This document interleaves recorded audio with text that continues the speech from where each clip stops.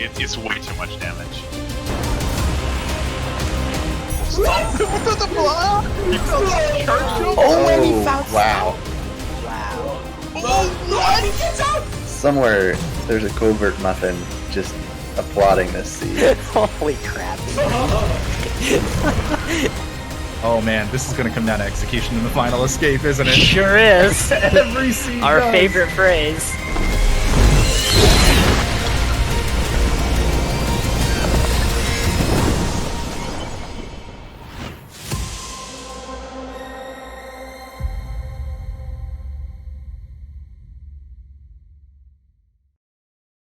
Hello and welcome back everyone to the Randomizer tournament of Ori and the Blind Forest here in 2021 for you. We're bringing all 3 games of this best of 3 today, so don't go anywhere. We have an exciting match for you in this lower bracket round 7, which is actually the semifinal of the lower bracket, featuring Guard and Trito. My name's 2Kill and on commentary I'm joined by Covert Muffin. Muffin, how are you doing? Good morning, 2Kill. I am really excited to be here. I mean, this is an excellent matchup, honestly. Guard being seeded 16th really sort of understates how much he has learned and improved as he's been progressing through the entire tournament phase. I've been very impressed with a lot of the plays he's made, and what else can you say about Tri-Knight besides the amount of work that he's put into the randomizer itself is hard to be rivaled by anybody in the tournament as well as in the community overall. So very excited to see what happens here today. And as 2Kill mentioned, we're going to be featuring all 3 games sequentially. Those will be happening one right after each other. So feel free to just stay seated for the next few hours as we go through the games. But 2Kill, we had a chance to talk to our runners before the race, right? Yeah, we did indeed. We gave both of our runners a few questions just to have a bit to talk about right here. We have on the one side Guard, who would like to have a Watervein Mapster 9 seed finally in the tournament. He's missing it. I'm here for it, so definitely something to look out for. But other than that, if Seedgen isn't as mean as that, he hopes to get a slow start with wall interaction, blue breakage. Just to know that, that's not Trito's cup of tea and maybe getting an advantage out of that. He also said that he will just try his best, and with how well he's been doing so far, he's pretty happy, but he will try to, get a win or 2 out of Trito and hope to show off his skills right here. What about Trito Knight? Yeah, Trito is just a player who's really dug into his roots with optimization, right? He's top 10 on the leaderboard for all skills, no out of bounds, no teleport anywhere in the community, which is the most competitive category in the entire Ori of leaderboards itself. So he is definitely going to look to take his execution, and taking a loss versus Jamal at the very sort of start in the upper brackets, dipping him down into the lower bracket has kind of changed his sort of style with approaching seeds, right? So he's going to be checking a lot of additional stuff early on, maybe making some out-of-the-way checks for some low-dense areas in order to just sort of be sure he doesn't get randoed, right? Missing that really important skill that Guard might find, especially if Guard gets his wish and gets that slower seed, right? Trito wants to cover his bases and then just allow his execution to blow his opponent away in the late game. So for Trito, he's just going to be sort of laid back, maybe going into this feeling a little bit less practiced than he would have desired for this best of 3. But the nice thing is that with a best of 3, it's not a best of 1. So it doesn't come down to 1 seed. It comes down to 2 or 3 seeds to decide who is going to be the victor today. Yeah, and we will just give our runners a quick 1-minute warning before their race will start. So as we get into, it's actually good to mention that Guard as well doesn't feel as prepared as he might wish. He didn't have quite as much time as well to prepare for the tournament, but as mentioned before, he's happy being in the best of 6 right now, and the winner of Guard versus Trito Knight right here will actually face Dedu in the lower bracket finals, so that will be exciting. That will be scheduled as soon as our runners know when they will have time. So with the standard seed going on right here, what are your predictions for the first few pickups, our first progression right here? You know, it could be really a slew of different things, right? That early bit of progression into the beginning phases of the rando are really, really crucial, right? We have our 3 power skills, charge, jump, bash, and dash. That could be really, really instrumental for Tri-Knight. Only one of those has a reasonable probability of showing up in most seeds, which could be charge jump. Guard is hoping to maybe not find a seed like that because he's played a good number of those seeds recently, and also that could give Tri-Knight the advantage he needs to be able to get into the late game. But other things that we could actually end up coming across are 2 keystone starts, which would get us early access to Glades, unlocking 4 additional pickups unless we find that early wall interaction. But that being said, here we have underway. Guard is going to be featured on the left with Tri-Knight over on the right with their respective trackers down below the race screens. But GLHF to both of our runners. Yeah, good luck indeed. Let's see what this first seed will throw at us. I'm just hoping to not have another charge jump start. The tournament has been throwing them around like they're free candy. Yeah. So maybe not that, as the first pickup turns out to be an ability cell, so not quite a skill just yet, or any kind of progression. We could still find 2 keystones, we could find a skill, we could find a teleporter, which would be interesting. So let's see. This energy cell, of course, is not randomized, as not being able to save the game kinda sucks, and you need energy to do that. Yeah, ability cell, a really nice first pickup, especially if our runners come across dash. It slightly increases the probability of finding dash early, but Grove Teleporter is a really nice pickup, especially for a runner like Tri-Knight, who's really going to be optimizing sort of their resource expenditure, especially in the mid game, right? That gets us access to Charge Flame Tree without having to end up expending any additional keystones to get up through Spirit Caverns. And so, of course, our goal is to activate all the skill locations before starting to Final Escape, and Grove TP is a direct pipeline. And that early ability cell, it's really important to mention, is that our runners are not going to have to really fend for that additional experience to be able to skip that cutscene at the teleporter, which will save our runners respectively about a minute. But there's also some risk involved, and we'll see if that comes into play if we find an early Charge Flame pickup. But there we go. The next pickup is going to be a keystone, and we have one more pickup left in before our runners potentially actually have to head to Charge Flame Tree really early for progression. But no, there it is. So the 2 keystones, both are going to be opening the door. We're going to see where our runners go next. And there's the Sunstone in the water. Oh my goodness, that's a big find to kill. Yeah, definitely both of our runners deciding to not keep that for now. Of course, this is maybe only necessary in the late game, could come into play early, but without any bash or their powerful skills, not very likely. So the Sunstone is one of the required items to finish the seeds, as the final escape to get to the finish line is behind that Sunstone in Mount Horu. So both of our runners having that information, and that pickup just being right at the start is a nice find. But for now, not the progression they are looking for. Still no skill to be found. Of course, the Grove Teleporter still around. We will see when our runners decide to go there and check that. But for now, they are both going to check that pickup on the left and then probably drop down to Wall Jump Tree. Wow. So far, more keystones, so not a skill to look out for.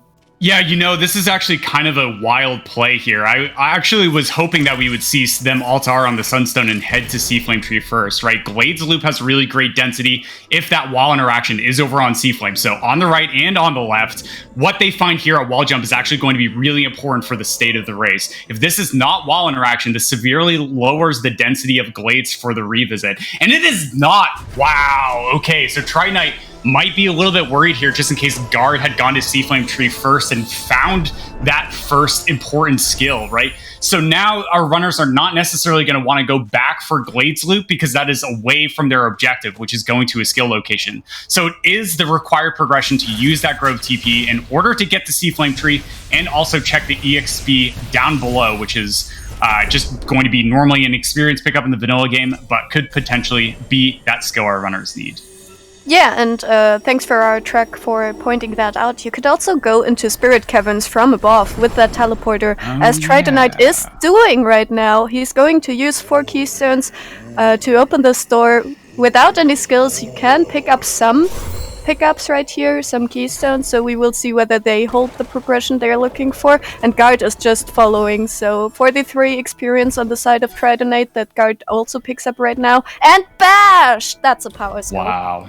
Yeah, that's really huge, I think, for Tridonite, right? Guard was kind of hoping for a slower seed to start to get us started, but having Bash right at the get-go is really going to be potentially a massive advantage for Tridonite. Nice backflip there to be able to hit that ledge without having to do a little jump. And now up here, yeah, Tridonite's going to be going for the double Bash chain. This could be a little bit spooky being on 1 health if you mess up your timing. So eyes on the right, yeah, Tridonite gets a nice double bash to keep on the ledge and then is going to work his way back up in order to head over to Sea Flame Tree. Meanwhile, Guard on the right is not doing this double back sequence, so he is going to have to spend those precious seconds to be able to go back to the teleporter to teleport back out. No, Guard instead is going to be now heading immediately for the Frankie Walk ledge. No. Just slightly a small misstep with getting the Frankie off, and instead going to be going back to the waypoint to teleport back for Sea Flame Tree. So Tridonite is now going to be the first one to get these next 3 additional checks. Yeah, and it can't be overstated how important Bash is in this game. It's by far the most powerful skill in the game. You can take any enemy or projectile to just bash wherever you want. And with that double bash made free in the randomizer, you can take the projectile with you, as Tridonite is collecting his first tree, or second rather, and we will get to see what else he can do here. Not much left, actually. There's the lure that Guard is trying to do, so let's see whether that holds anything of importance. And it's a keystone, so far not really much to look out for, but that's actually, I believe, the next... I could open the door and head there, but Tridonite will check that above the first health cell of the game pickup. That is accessible to him, and it's just experience. So far, not much progression to be found here. A fairly slow start, even though we have Bash. Our options are quite limited right now because we can't access the right side of the map or the left side of the map just yet. Yeah, honestly, like, there's just a few pickups over here, and this is actually working out pretty well for Tridonite, right? Yeah, finds wall jump here. So, like, going to wall jump tree first and not finding that necessary skill progression to allow them to check these additional pickups in sort of optimal order, but then finding Bash and then just backtracking here for the next bit of progression anyway. It's just absolutely massive. So, wall jump Bash start for our runners. This is going to be nice, and actually... sort of my favorite quip, as 2Kill was mentioning about the importance of Bash in this matchup, is that with Bash, you can actually get access to every single skill location except for one with wall interaction as your next skill. And so with wall jump and Bash, we can do it. It's terrible, but it is possible. And so now with our runners, we are going to see a nice sync as we are both going to be heading into Blackroot Burrows. Also to note, we actually ended up finding Grotto Teleporter, which gives our runners easy access to the right side of the map and easy access to that double jump and stomp tree for those right side. But for now, we are going to be heading into Blackroot Burrows for that dash tree itself. Actually important to note that Guard did not pick up that Grotto TP, so slight advantage for Tridonite if Guard needs to track back for that, but Bash just speeds up this auto-scroller section in Blackroot Burrows immensely. As you can see, Tridonite using it to get over this pit of 3 damage spikes, so they are lethal to both of our runners if they haven't found any bonus resources just yet, only the 1 energy from the beginning and the 3 health from the beginning.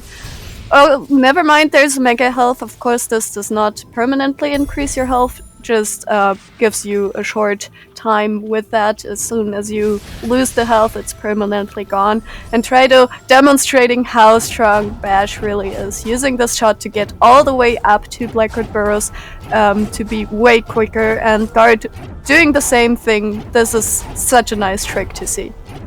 Yeah, very nicely done for both of our runners. And missing that Grotto TP for Guard isn't too bad. It's actually, if both of our runners end up doing Boulder Escape, which is going to be a sequence break for our runners, it actually saves like a second to go through Boulder Escape to get access to double jump tree than it is from taking the grotto teleporter itself. And that's just simply because after you altar, you actually still have to spend the 10 seconds to be able to get back to the teleporter itself. So it'll be interesting to see how our runners actually end up making their way to that double jump tree in lower grotto sections. Both of our runners setting up for a cutscene skip. If you see our runners moving around with the ability menu, this is a glitch known as Save Anywhere. We're going to be seeing it multiple times, especially through the series today. And just note the important details about it is that leveling up an ability allows us to save the game, and quitting out to the menu and reloading allows us to either skip or enter cutscenes at particular times. And our runners are experienced, and so they just know exactly how to do that. And there it is. Tree 3 is actually going to give us our first clue as to where one of the important dungeon keys is. Unfortunately for our runners, it was indeed the Sunstone clue, which is going to be in Glades, and of course we know where that is. It is in the Poison Swim right next to the initial 2-key door in Glades itself. Yeah, so no knowledge gained here. Just to reiterate, if you're new to the tournament or you stumbled upon the stream, this is forest trees. So basically what this means is that our runners have to visit every single skill tree location in order to be allowed to the final escape. And to get to every single skill tree location and the final escape, we will need the dungeon keys Sunstone and Water Vein to get to Mount Horu and Bash Tree respectively.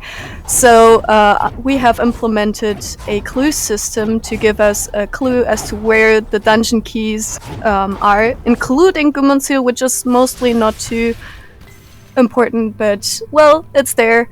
And so every 3rd, 6th, and 9th tree we will get a clue. And yeah, the first clue just happened to be kind of useless to us because we already know where the Sandstone is, as Tridonite is setting up to stamp the pack, possibly. For now, just slumps the boulder and gets a mapstone for his trouble, so that will be convenient as he can place it immediately, basically.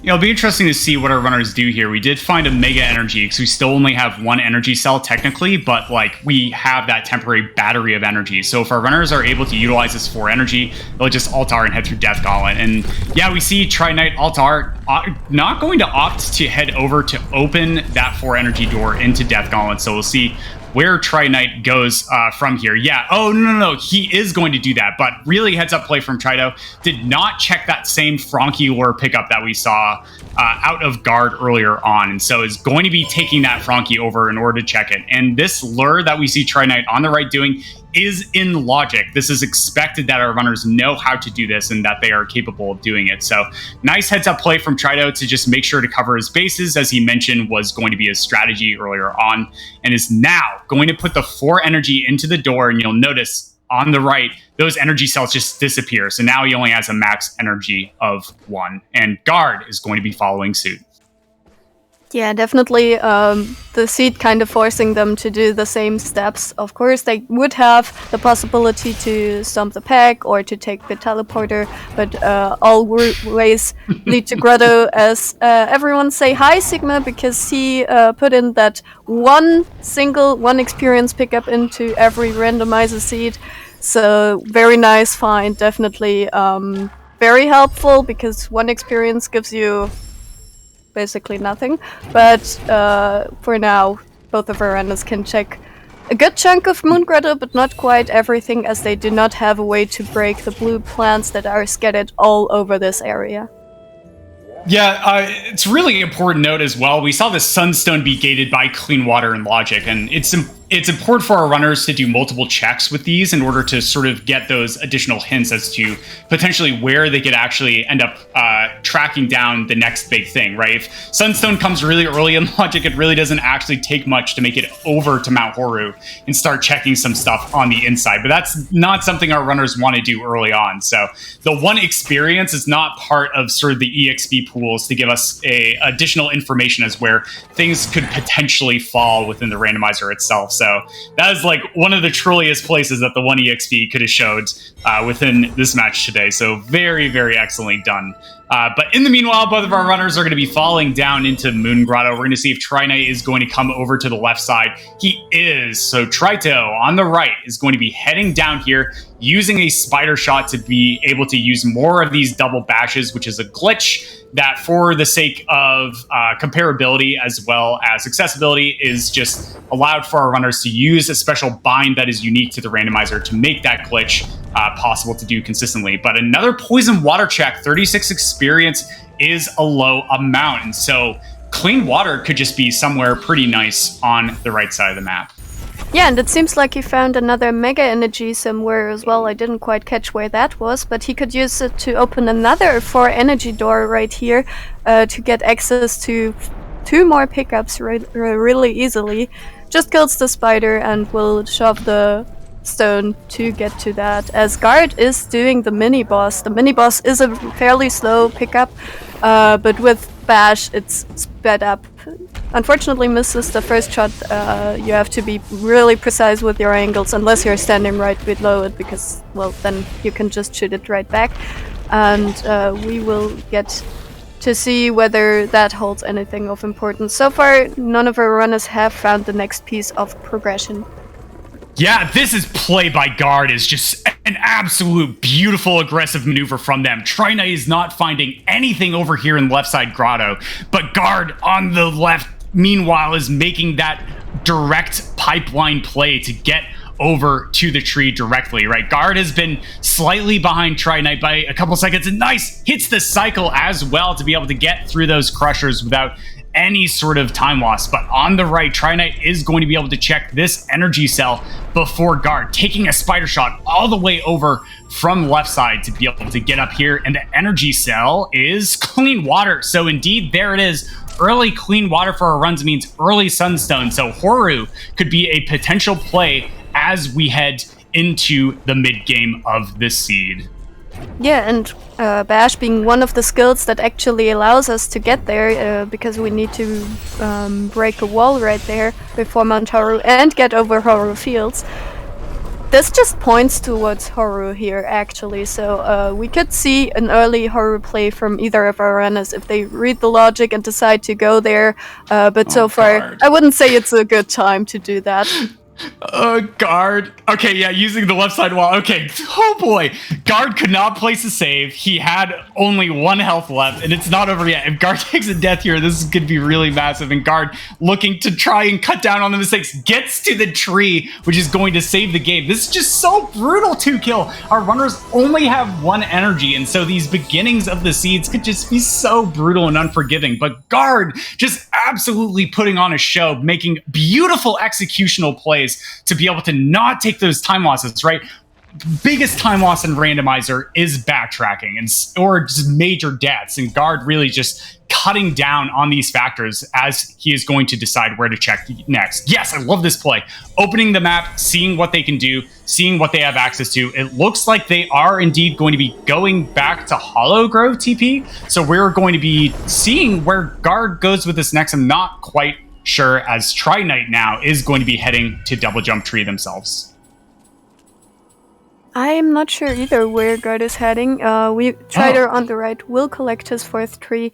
Oh, of course, Guard has not collected his Charge Flame tree just yet, there it so is. that is just some cleanup that he has to do. Of course, we know that there is nothing of importance right here, so unfortunately...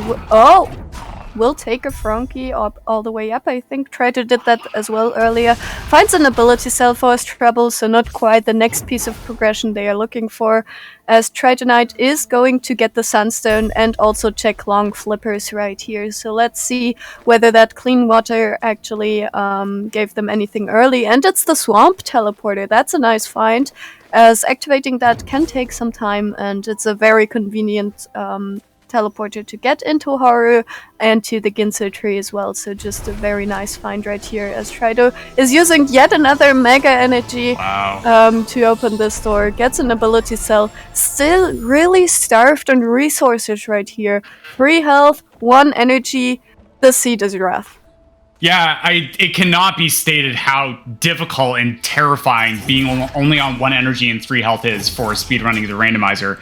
As we progress into the mid-game sections, right, things are going to be dealing 3 damage apiece, right? Blackroot Burrows, that early game section our runners went into, multiple of the spikes actually deal 3 damage each, so those would be one-hit kills, but here, as we are going to see our runners progress through, Tri-Knight is going to be having a slight lead here in general because both of our runners are tied on trees. Trito, though, with that early Sunstone, is now going to be heading over here to Grove to check. And yes, oh my goodness, I cannot imagine that Trito has ever been happier to find a health cell here and an energy cell. So it looks like Grove is that hidden treasure trove for those early game resources. Yeah, definitely a very nice feeling to finally have some more resources. I'm gonna take the swim here as well.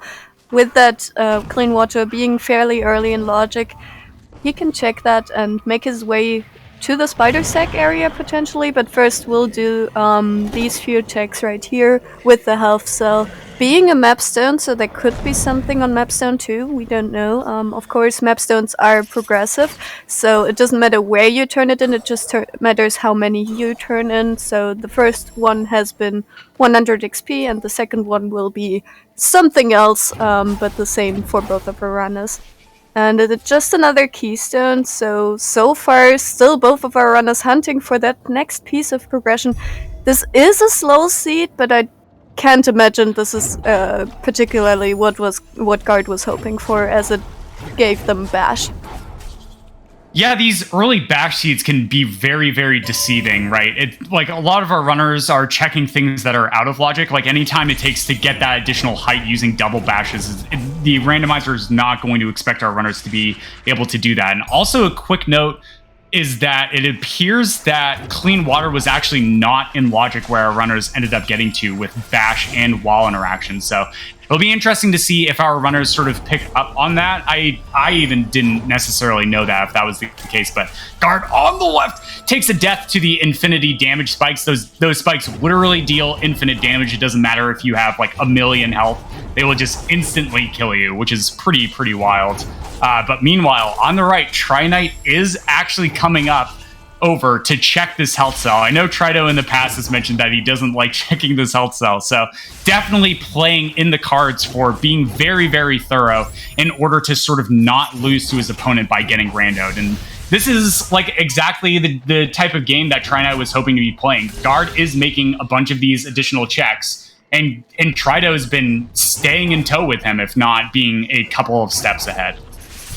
Yeah, and that that save right here from Trito, very clever heads up play, needed to die to skip those lasers here. They can be pretty annoying, so skipping those with another trick, not quite a save anywhere, but simply a rekindle skip, will give him a slight edge on that. He does not have to worry about those lasers once he comes back in here, and can now check what we call swamp loop, as it, well, is a loop in the Thornfeld swamp, and he can use all these mortars to get their shots and get wherever he wants impressive stuff from him, and only gets rewarded with a keystone, but, well, not much left to check anyway, so at some point they need to find the progression, right?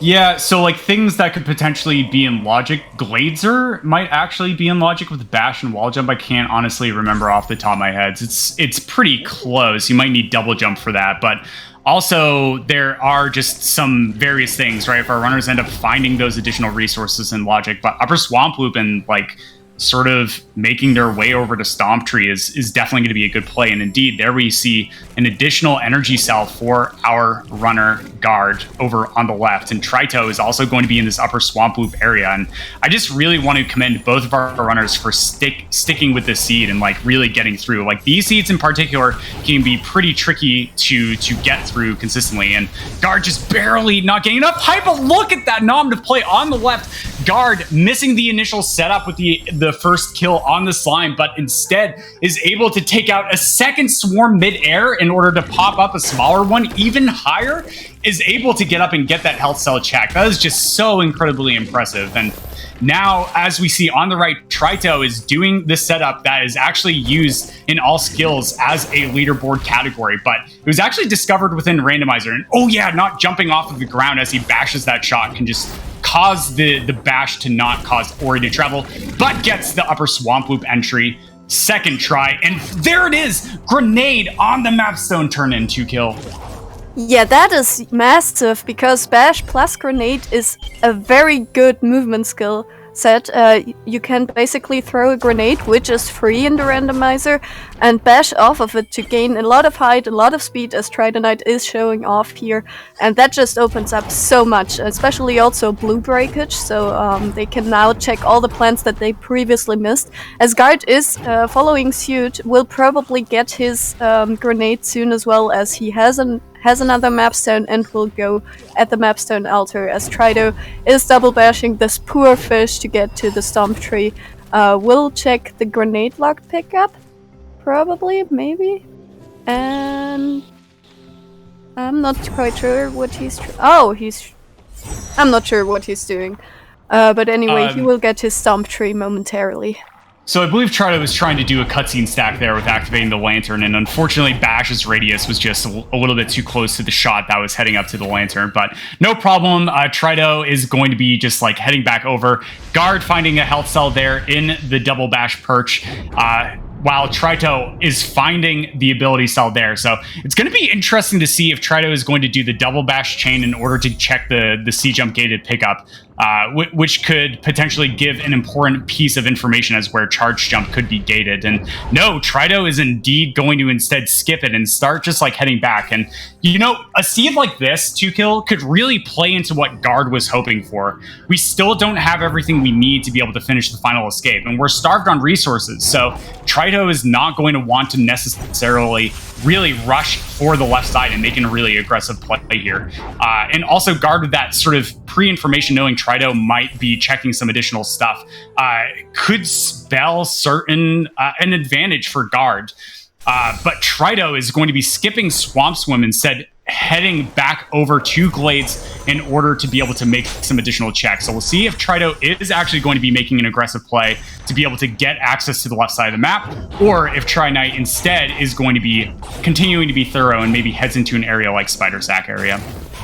Muffin, do you know what that grenade also put in logic, especially in combination with that clean water and the sunstone? We could see some horror. Oh, really? Wait, is horror? I think you need some form of air retention in order to be able to get access to Horu, but I'm not entirely sure. But we are getting word that Horu is in logic, so that is... Yeah, that's why. Okay. Yeah, so Horu might potentially be in logic. We'll find out in a bit, folks. But for now, it looks like that Guard is going to be dropping a save over on the left, and he is actually going to be heading over to this charge jump gated pickup. So if Guard gets this first try, he does. Excellent job. Double bashing those mortar worm shots is a lot more difficult than it may appear. But meanwhile, Tridonite on the right is going to be making his way into Spider Sack area to be able to check some additional pickups, as they are just searching for that next thing that is going to be in logic. So, according to our track, apparently R4 and the lower Horu pickups are in logic.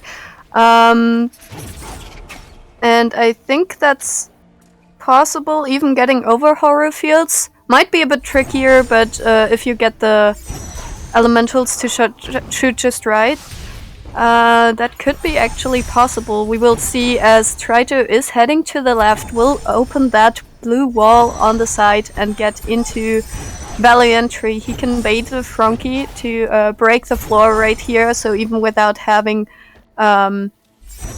Stomp, that is in logic, and he could also decide to do Valley Long Swim with that grenade pickup, with that clean water that they have, and he's opening the door to it, so folks, get ready, we are seeing some Valley Long Swim. Can you ever imagine like seeing Valley Long swim before our runners actually head to the left side of the map? Well, the answer is Trinite can, as he is going to be heading down immediately, and Guard just right on his tails we're going to see if they also opt to make the similar play. And oh no, Trinite taking a bit of a death is going to be sent back up and is going to have to dip, dive, and dodge back into the water itself as they head back down. And Guard double bashing back up, dropping the save, is also going to be making the play for Valley Long Swim. My goodness. Yeah, I did not imagine to see a Valley Long swim seat. And it's just a keystone, so nothing valuable here. Where is that progression hiding? Is it actually in horror? Do our runners have to go into horror? Of course, they could go into left side as well. They could take a Frankie all the way across to stomp a peg right here. But that does not sound like a fun time to me. Yeah, it's pretty wild. Trinite is making the play to start heading to the left side of the map. I actually really like this a lot from a routing perspective in general. Like, Trito has been digging really, really deeply as they're heading through, and there still are a lot of pickups on the right side that are in logic, right? The Grotto revisit, for instance.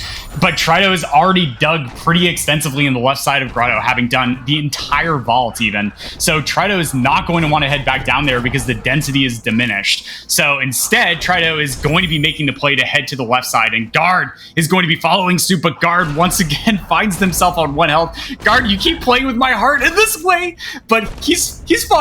He's great. He knows what he's doing. He's an experienced speedrunner and able to get through as well, opening the door without taking death, dropping the save immediately. And now both of our runners are heading into the upper valley in order to get that entry to the left side. Yeah, Guard definitely putting on a show here. He knows how to make everyone sit in front of the screen, just hoping everything goes well. And as Tridonite is probably going to try fast, Stumpless will take that spider shot.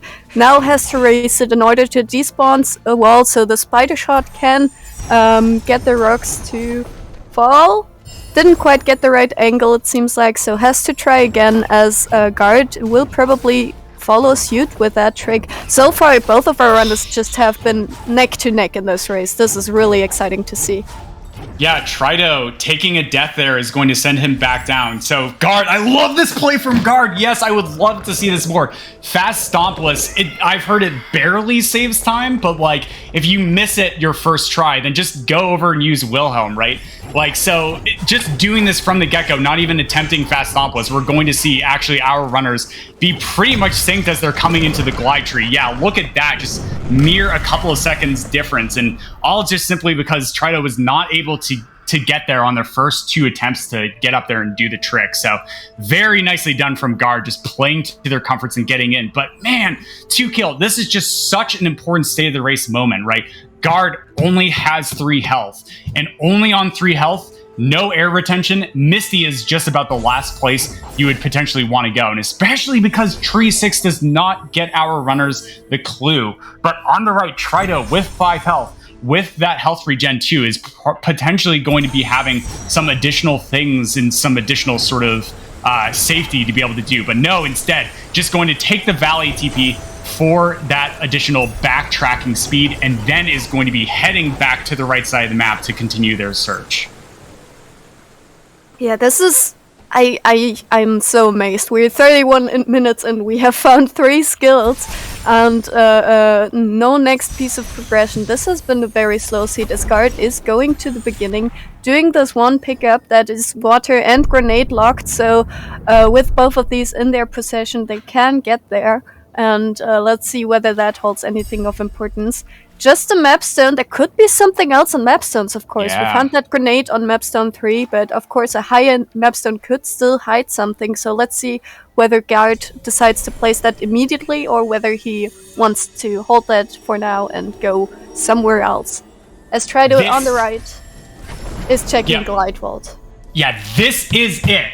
This is exactly the case that Guard wanted for his matchup against it. But Tridite on the right finds double jumping Glide Vault. That is absolutely massive. It cannot be understated how important it was to find that additional air retention for the seed itself. And so having that is going to make not only the final escape much easier, but like all of left side, which is the really scariest portion for our runners here. But that still is not it. That is still not go mode. And so if Guard is able to find that one element, that one thing that is going to allow them to make the final escape possible, right? We still can't do the final escape, or potentially make their way to find Water Vein that much more possible or even easier, is going to spell that sort of win condition that they could take over their opponent. But Tri-Knight with the double jump find is just absolutely monumental.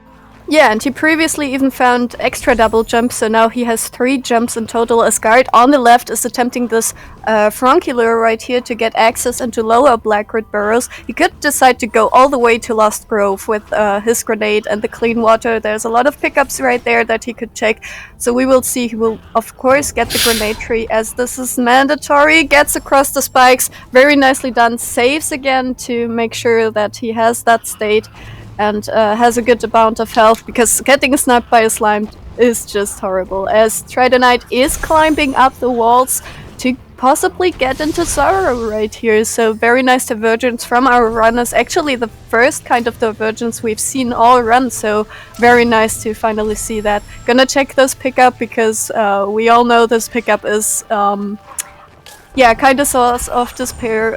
This time around only 264 experience, as he gets this poor bird to bash into Sorrow. Yeah, so eyes on the right. This is going to be an important moment for Tri-Knight in the state of the race. Has a bajillion ability cells, right? 12 ability cells now. No glide, so no real easy traversal through Sorrow, but this is where Tri-Knight really starts to shine as a player if their execution passes through, right? Not feeling well practiced, but still going for Sorrow on 5 health and just double jump bash grenades. It's going to be really, really wild to see if Tri-Knight's able to get through here. So Trido on the right has to double bash the mortar worm shot over horizontally a few times, and getting it past this bridge right here is the tricky part. Nicely done. That angle was a little bit spooky, because the more horizontal that you bash the shot, actually the more horizontal acceleration and speed it gets. But nicely done, is able to get up. But it is not over yet. Using 2 bash grenades to be able to get past these spikes, and now with the 12 ability cells, is going to be setting up for a bajillion zombie Oris, which is a glitch we have. So if we save the game after we die, it actually respawns us with 0 health at that save point. But simply because the game doesn't actually end up taking you down if you are on 0 health. It's taking damage while being on 0 health. So Trido trying to find a nice place on the wall to be able to get over. Yeah, gets up on the top and places another save. Nicely done so far. Yeah, he's making really good use, as Guard is heading back into Grotto. We'll also check those plants that he left behind, as Tridonite gets across, gets the Kobe shot from the frog, and will head to his 7th tree here that Guard just collected. 230 XP, that is quite a number, but of course this is a very late game area in the standard game, so really hard to traverse in the randomizer as well. So logic does not expect you to go there as soon as these players are doing this, of course. And we will see where Tridonite will decide to head next to. Only has 2 skill trees available to him, so either the tree Guard just did or the climb tree. As Guard finds his double jump as well now in the glide vault, we'll take the swim to get some experience, as Trido is now, well, switching places with Guard, basically, and he is taking also the upper route, so we'll double bash this Frunky to get all the way up and stomp the floor to the grenade tree for him. Yeah, and this is kind of the scariest part of the run. It's like, where is that final thing? We still need one more skill in order to be able to finish the final escape that we don't have. Guard didn't find anything for their troubles in lower Blackroot, so we know Trito probably won't either, unless there's something potentially further down in like Lost Grove or somewhere else that's pretty awful. But Trito, nicely done, gets the lure with very, very little trouble, and is able to make it down to Light Grenade Tree after probably dropping a safety save. Nope is going to be standing in a nice spot, getting a little bit of a haircut from that laser, and is now going to be actually going down into lower Blackroot potentially to check some additional things. Just checks the verticality gated one. I like that check, and is now going to be heading over to Light Grenade Tree. Yeah, still has 9 ability cells, so can zombie all the way, and he's actually going in the purple tree, so a potential sense play right here. Definitely understandable with how little progression they found so far. So sense basically is an ability added to the randomizer to show some or to color change Ori when you are close to some important pickups. Also means he won't get into the blue-green tree to get ultra defense or dash upgrades, so does not expect to find dash anytime soon. And it is now on tree 8, as Guard is making his way to his 8th tree as well, taking the bird for a ride. Unfortunately, with his 3 HP still, this is not very easy. You can see the spikes basically instant killing him. So we'll try again. Needs to get the angles just right to neither kill himself or the birds. Gets through it. Nicely done by him. Yeah, excellently done. And so we're going to see now Tri-Knight coming back over to the left side of the map as well. And they are going to be heading into Misty Woods, right? The last dungeon key we need to find is Water Vein. And Water Vein, the clue that is going to be given on our runners on that 9th tree itself. And very nice thing about Misty with our runners is that they have enough resources, they have the proper skills to be able to check every single pickup in Misty. But there it is. That is the find that Tri-Knight needs to be able to capitalize on his advantage with having an additional tree over his opponent. Finding that dash on the first pickup within that spot. There is only one way that Tri-Knight could get potentially locked out here, and it is if that Water Vein is going to be gated by Stomp. But there's very, very few Stomp hard locks within the Rando itself. And so Trito, with that dash, with the metric bunch ton of energy, is now going to be jetting his way through Misty, but without charge dash. Yeah, he spent all those points previously. As I mentioned just right before he found that dash, now misses out on that charge dash for now, but dash actually also opens up the final escape because we needed a way to break all those floors, and yeah, charge dash is that way, as Guard finds his first health cell on map zone 4. That is something you don't usually find. Gets more ability cells in Sorrow, so Tri-Knight just making his way through Misty. You can see how quickly dash allows him to go, and yeah, that will be his 9th tree. So let's see where that goes, as Guard is taking this frog for a ride. We'll use the shot to break the ceiling, probably? No, I was just going to be using it for some height. There is a bash grenade setup, as we saw from Tri-Knight, but maybe Guard just doesn't know or just decide to use a frog in the moment. So very nicely done from Guard to be able to get the verticality going up, and is now going to be doing their own attempts on this triple jump zombie Ori traversal through the Tasty Spike corridor. So it'll be important if Guard is going to opt to taste those sultry sun chips, or if they are going to be able to get through with very little effort. Taking a few deaths on the start, it is important to have a decent setup in order to get past this first bit. And yeah, there, Guard just falling down slightly because of the downward momentum out of the save was going to be giving them the wall slide, but nice recovery there, is going to be able to get over into this nice spot and continue to progress through. And on the right, Tri-Knight now is going to be having to head through, and did get that clue for the Water Vein. It is indeed going to be in Thornfelt Swamp, and so there's very few pickups where it could actually end up being for our runners. And so Trito is going to be making quick work to make sure he checks all of those. Yeah, and with the skill set, there is no limitation for him. We've not seen the energy cell, for example, right at where you get thrown at when you finish Ginso escape. So that could be it. And there's the Water Vein right next to the Ginso tree, so really good routing here from Trito, working out perfectly. And now he has charge dash, so he has everything he needs basically to get through the rest of the seed. Puts in the Water Vein to get into Ginso, and then we will see our last tree from him. Yeah, I think this is like really wild. Tri-Knight having that one sort of tree advantage over their opponent, and Guard almost certainly is going to end up finding that dash in Misty itself by using the frog, because Going to Misty, right, without the Water Vein clue, Guard is definitely going to want to check the additional pickups because backtracking through Misty can indeed be quite costly. And oh no, just barely sort of missing a step with that bash there is going to be backloading. But because they quit to menu instead of taking a death, they're going to have to actually do that teleport sequence again in order to be able to get into Misty itself. And now Trito making quick work of Misty. There really is not much in the way for Trito to be able to finish out and take a win here in game one of this best of three series that we will be casting in simultaneous fashion and doing some nice neutral jumps off of the walls in order to get a faster air dash for a little bit of fun. And yeah, look at this. Trito definitely going to be skipping as many pickups as possible. He knows that he is pretty much finished with the seed and is now going to be heading after that Ginso tree, doing a nice quit to menu and Altar, doing some blind movement to head over to Horu for the final escape. Yeah, I'm wondering whether he thinks that Guard might have taken that to Horu and found, well, charge jump and climbed for grenade jumps or something, and kind of thinks he's behind, or whether, well, he just knows he's as good as he is, and we will see.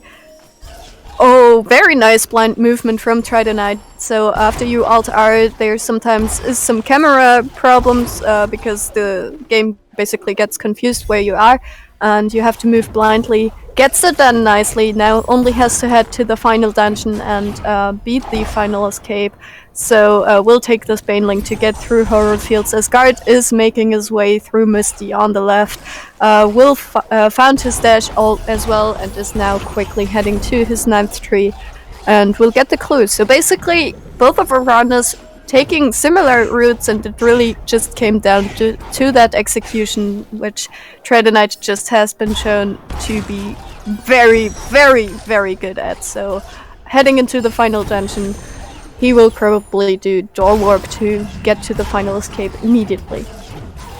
Yeah, and there it is, getting Door Warp first try. Nicely done from Tridonite. All that is left for them is coming into the final escape. And if there was ever a statement to be made for the rest of the tournament, right? Tridonite falling into the lower bracket, just absolutely immediately, like at the start of this tournament, in his very first match of the bracket phase itself. But here, Trito showing off his prowess, especially in the late game areas, getting through Sorrow without any trouble at all and allowing his execution to do the work, is now coming to the final escape. So here, dashing through this first room, trying to use a grenade in order to get some height, but tried to bash off it a little bit too quickly. Next, using charge dash, right? Trito needs to be fully aware of how much energy he has in order to be able to get through these sections. 2 more walls, 2 more energy to be able to get through.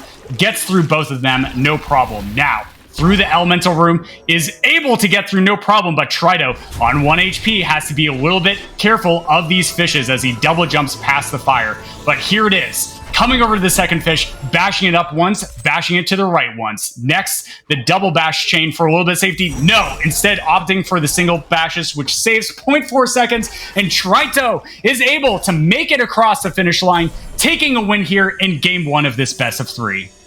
Yeah, GG to him. He just needs to hold right for approximately 1.5 minutes, and then his time will be recorded. Guard will be seeing that he finished right after, as he is now looking for his water vein. He got his clue in Misty and is checking all the things that he left behind.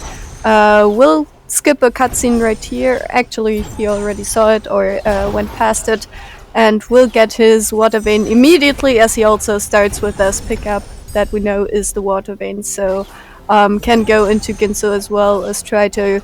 As mentioned, just needs to hold right for a bit longer, and we will see his time soon as Guard enters Ginso tree. Yeah, I really like this routing from both Guard and Trito here to track down the water vein, right? Where do they check for water vein first? The pickups are immediately next to the entrance to Ginso, right? So very heads up play as time is going to be coming up for Tridonite over on the right, as Guard on the left continuing through the Ginso tree. And kind of an interesting note, right? Map 2 was grenade, right? And we had bash early. Bash grenade with wall jump gives us really easy access and thorough access to Ginso tree itself. So likely where the skills ended up being for the rest of the run itself were actually probably in Ginso. for the logical progression in order to progress through the seed. But there we go. GG for Tri-Knight with a 47-01. Definitely a nice seed from them. Played a thorough start in order to be able to stay neck and neck with their opponent with a slight advantage going through into the late game with that tree advantage. Finding that dash pickup first allowed them to be able to zoom and jet all the way through in order to finish out the seed with a win here. But Guard playing an excellent seed as well. Exactly sort of the game that he was hopefully hoping to play as well in order to be able to stay with their opponent. And then Tri-Knight, just with that earlier double jump and that earlier dash find, allowed them to sort of eke ahead. Yeah, GG to both of them, as Guard is just finishing up the seed, not checking any pickups here. He knows he's good to go, and yeah, just zooming through the end as Tri-Knight is getting to watch some epilogue here. GG to him. Definitely an interesting seed to start with. We will see how our other two races will play out, as Guard is heading to the final escape now as well.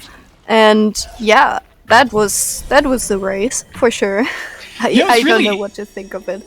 No, of course. Let's break it down a little bit, as we see Guard on the left is going to be now heading over to Mount Horu. They have 11 skill locations all the way activated, and now all that's left for Guard to finish out the seed is going to be indeed heading to the final escape itself. And so for the seed itself, 2Kill, like both of our runners being pretty thorough in the early game and really then pushing for trees near the end of the seed, right? Having bash grenade wall jump is not really something that you want to try and go in lumberjack mode with, right? So if you're going into the next race, do you maybe, for Guards sort of adaptability, do you try and play even more aggressive than maybe that they thought that they were playing in this seed, or would you just try and play a similar game to how they routed this time around?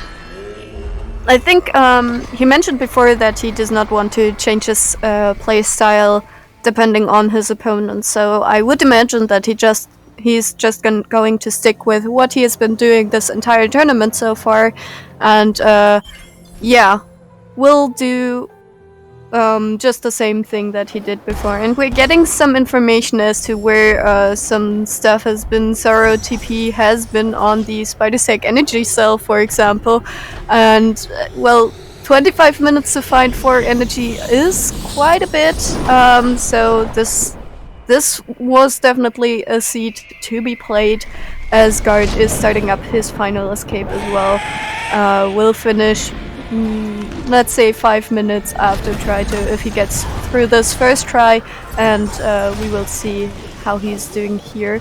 Also has a lot of energy, as Tri did it before, so the energy management is not as important as it could be, and he's destroying all these walls with the charge dashes. Can just bash the shots right here and get into the water room here, gets through it with all the jumps that he has, can bash the fish. Now we will see. Yes, he's probably going to go for fish threats, taking a fish for a journey and then charge dashing off of it. He will get through the end of the final escape. GG to him. Well done from Guard. Excellent execution in that late game itself. And I mean, we saw Tri-Knight find dash 4 minutes and 30 seconds ahead of their opponent, right? But there, Guard finishing like just 5 minutes apart, right? It really was that sort of stage with like having that tree advantage for Trido and like grabbing that dash pickup in Misty itself. And then from there, right, the end game execution was pretty neck and neck. So very nicely done from both of our runners, and a very, very impressive performance from both of them. I'm very excited for the upcoming races from our runners, and they will be happening immediately. They will be happening after a short 10-minute break for our runners after we do a little bit of race recap between the two of us. And yeah, so 2Kill, just sort of more off of this, right? For Tri-Knight, are you hoping to get another seed like this where it's like difficult late game execution so you can just take that confidence with those like difficult left side areas? Or maybe are you hoping for a bit more of a generous resource start? Being starved on that 3 health and 1 energy for so long in that seed was just absolutely brutal. Yeah, I think Tri-Knight might wish for a bit of a quicker start right here to feel that confidence flowing in, to feel his advantage in execution and all the resource management and things going in for him. So I can imagine that he wants to have kind of a more generous start than this has been. Of course, this kind of was the seed Guard was hoping for, maybe not with the Bash Grenade start, but surely with how slow the seed has been taking them. And for the upcoming matches, actually, you will be commentating the next race together with Xemsis, so that will be very exciting. And for the third match, I will be taking over again with Romulus. So don't go anywhere. All our two runners have decided to take all 3 races, even if Trito will win the second one as well. So definitely an evening full of Ori, or whatever time it is for you right now. Yeah, and that being said, we are looking forward to a best of 3 here that are going to be in sequential order. That being said, quick major shout-outs. Thank you so much to Apple Tree for restreaming this first one, and I believe the next one as well. 2Kill, thank you for joining me on comms. I'm excited to see you back for Game 3 if that ends up happening. Fupio and Grem, thank you also for helping us behind the scenes with the stats, especially figuring out logic in that seed, because that was just a wild ride. Of course, I'm Cover Muffin. I'll be on comms as well for the next one, joined with Xemsis. And folks, don't go anywhere. Maybe go get a snack, get some more water, and take a bit of a bio break. We'll see you in 10 minutes for Game 2 of Tri-Knight versus Guard of this best of 3 series in the quarterfinals of the lower bracket itself. See you in a bit.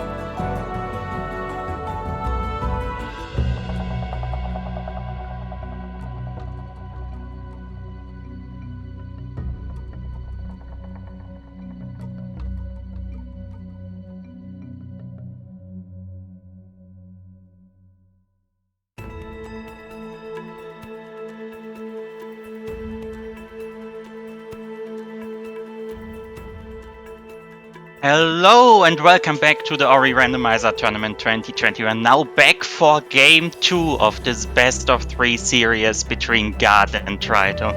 As a reminder, as well as for those who just joined us, Trito is currently 1 game up after that first race, which was a very standard through issue seed that then really sped up at the end once we managed to get some late game execution and the dash find in the second to last area that we visited.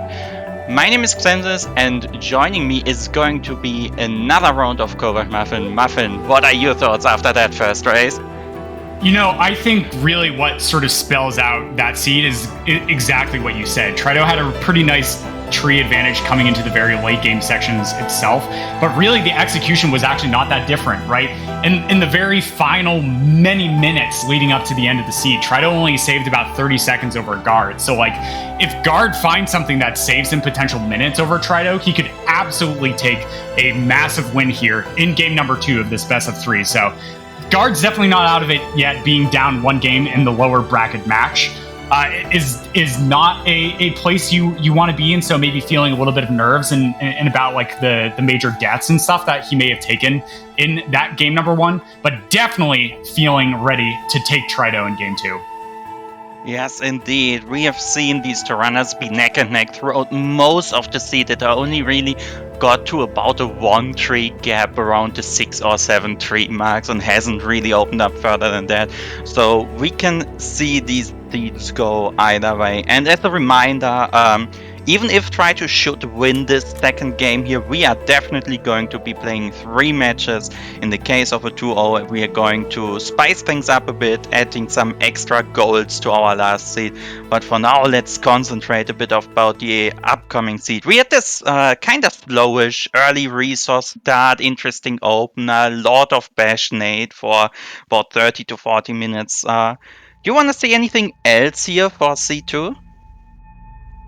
Yeah, you know, it's really interesting to get a seed like that. I would really love to see this really ambiguous seed. Like the opener for Lassie was really fascinating as we were sort of talking in between the races itself, but also just like a really nice or terrible seed to really space out those checks and those really big important checks that could actually end up leading to finding that big skill to give one runner an advantage over the other. I think is exactly what Guard really needs to have in either insanely close race or one where he takes a massive advantage. But if you're just joining us here, this is the Ori and the Blind Forest Randomizer Tournament. It is a randomizer, which basically is an item rando. So the locations of pickups are all going to be the same with some additional ones scattered in. But what you actually find when you go over that pickup itself is the thing that is randomized. And that being said, we are running with the rule set of no out of bounds, no teleport anywhere, with a few rando specific things that are also not allowed. But that being said, Zem, we are now coming into game number 2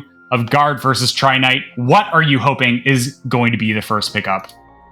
I think we have... This is the Chartram Seed tournament after all, and I feel like we've been missing one of those for a while now. So I hope we're going to see Chartram first and then no XP on the second pickup and see who got the Rhino XP. Oh boy, yeah, we'll find out. So here we go, coming into game number 2 with our runners. Guard is going to be on the left of Tri-Knight, on the right with their respective trackers that will be refreshed, no worries about it, as they are going to be progressing to their first skill location. And there it is. We are going to have our first bit of quote-unquote progression, which is going to be clean water. This is going to open up 2 more pickups within logic with this starting first 4 as being randomized itself.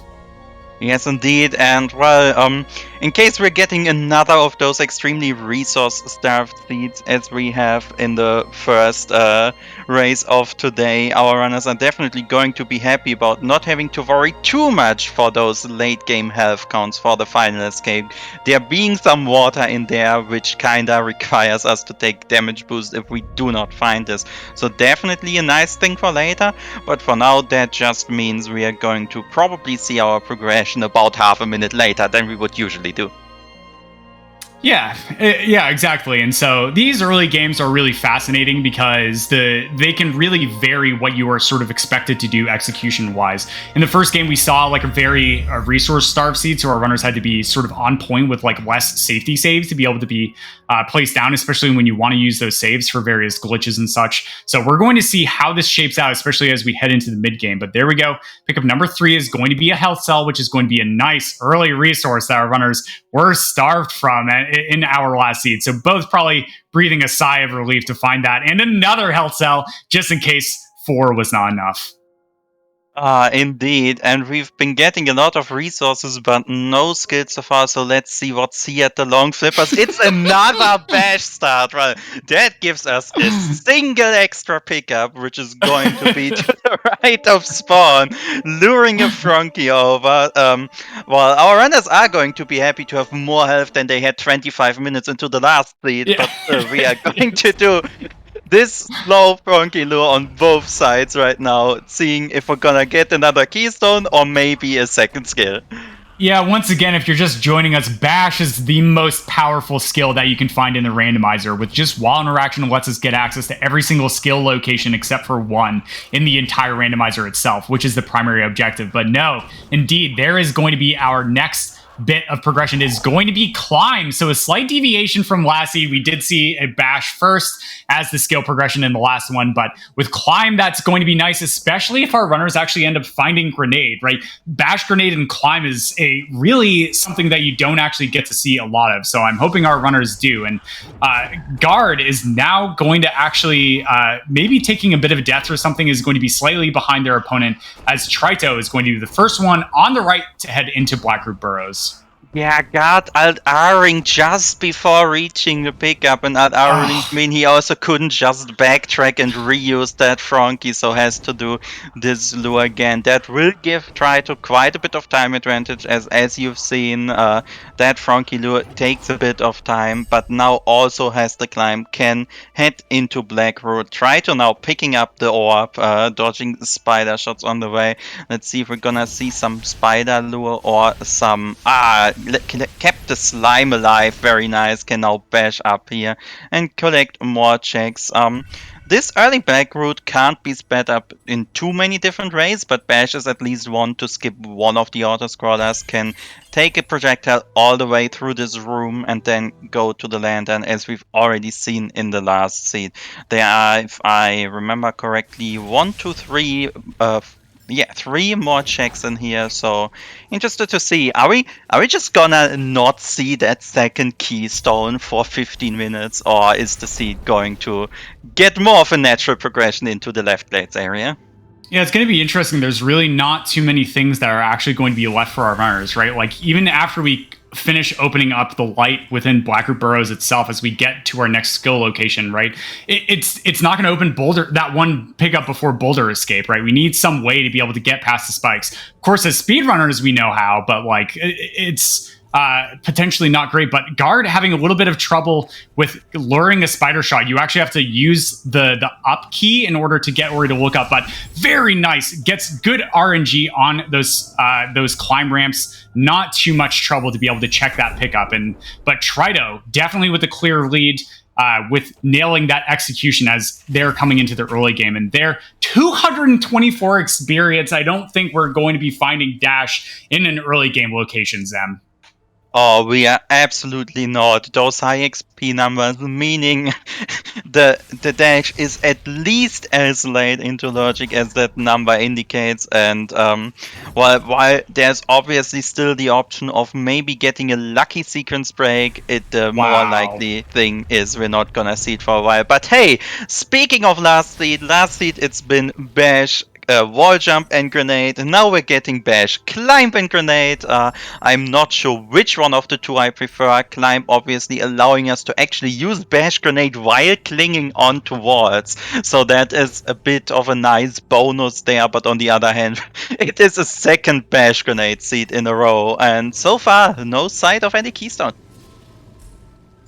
Yeah, pretty wild that we have this very massive, like, verticality-based seed again. And Trito with 2 Keystones does have that option to be able to go down to Glades, but instead is going to opt first to come through Boulder Escape. Finds a 3rd Keystone, so this is definitely a nice play. Maybe they can go into Spirit Caverns itself. But with early Bash Grenade, right, even before they head to, like, something like Charge Flame Tree or even Wall Jump Tree, Trito, if he wants to, he could just actually end up going into Grotto right now, which would be a very nice time save. And so we're going to see, especially if Trito finds a 4th Keystone here, what they are going to end up opting to do.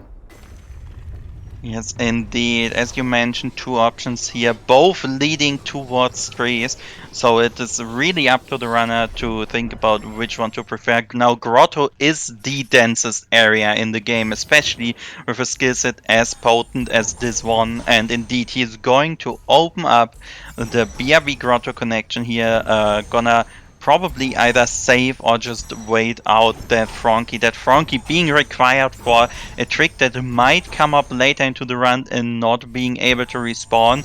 And also being 1 bash away from death means that you really do want a safety save before coming down. You can now see Trito taking that intentional death after the level up explosion from the pickup beyond the boulder killed the Frankie. But now we have Bash Grenade and Climb to get up walls. Grotto is looking really, really dense here.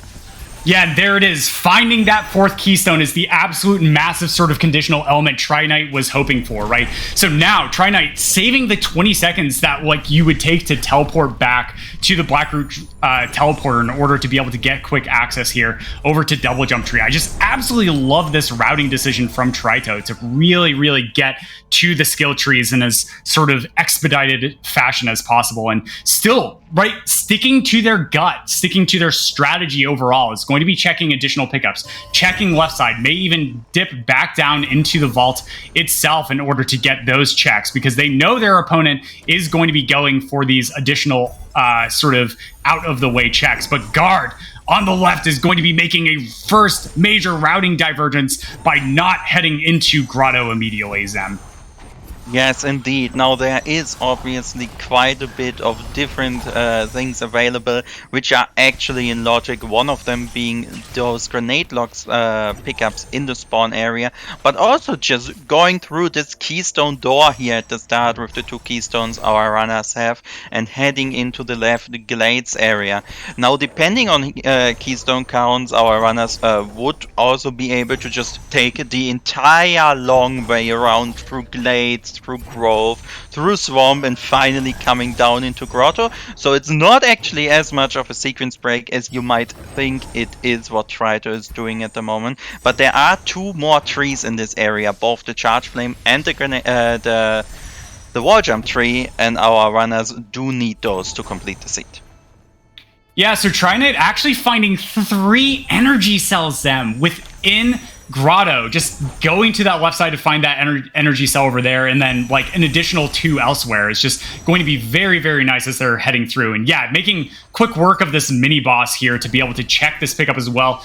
Definitely a play that Tri-Knight usually skips, because once again, they know their opponent is going to be a bit more thorough. But meanwhile, on the left, Guard continuing to head through this glades area is going to be now making quick work of activating Charge Flame Tree, which is one of the required objectives to be able to finish out every single seed in this randomizer, as well as now is going to be heading out to the wall jump area and making really good use of this insane density, as well as things that are early in logic, Zem, right? Like the way Tri-Knight actually went to the right side of the map is not in logic. So Guard sticking to logic has a reasonable probability to be able to find the next thing that will actually get them the access to the right side. And that just may be keystones, right? But it could also be something else, like a very important skill like Stomp or Dash or something else.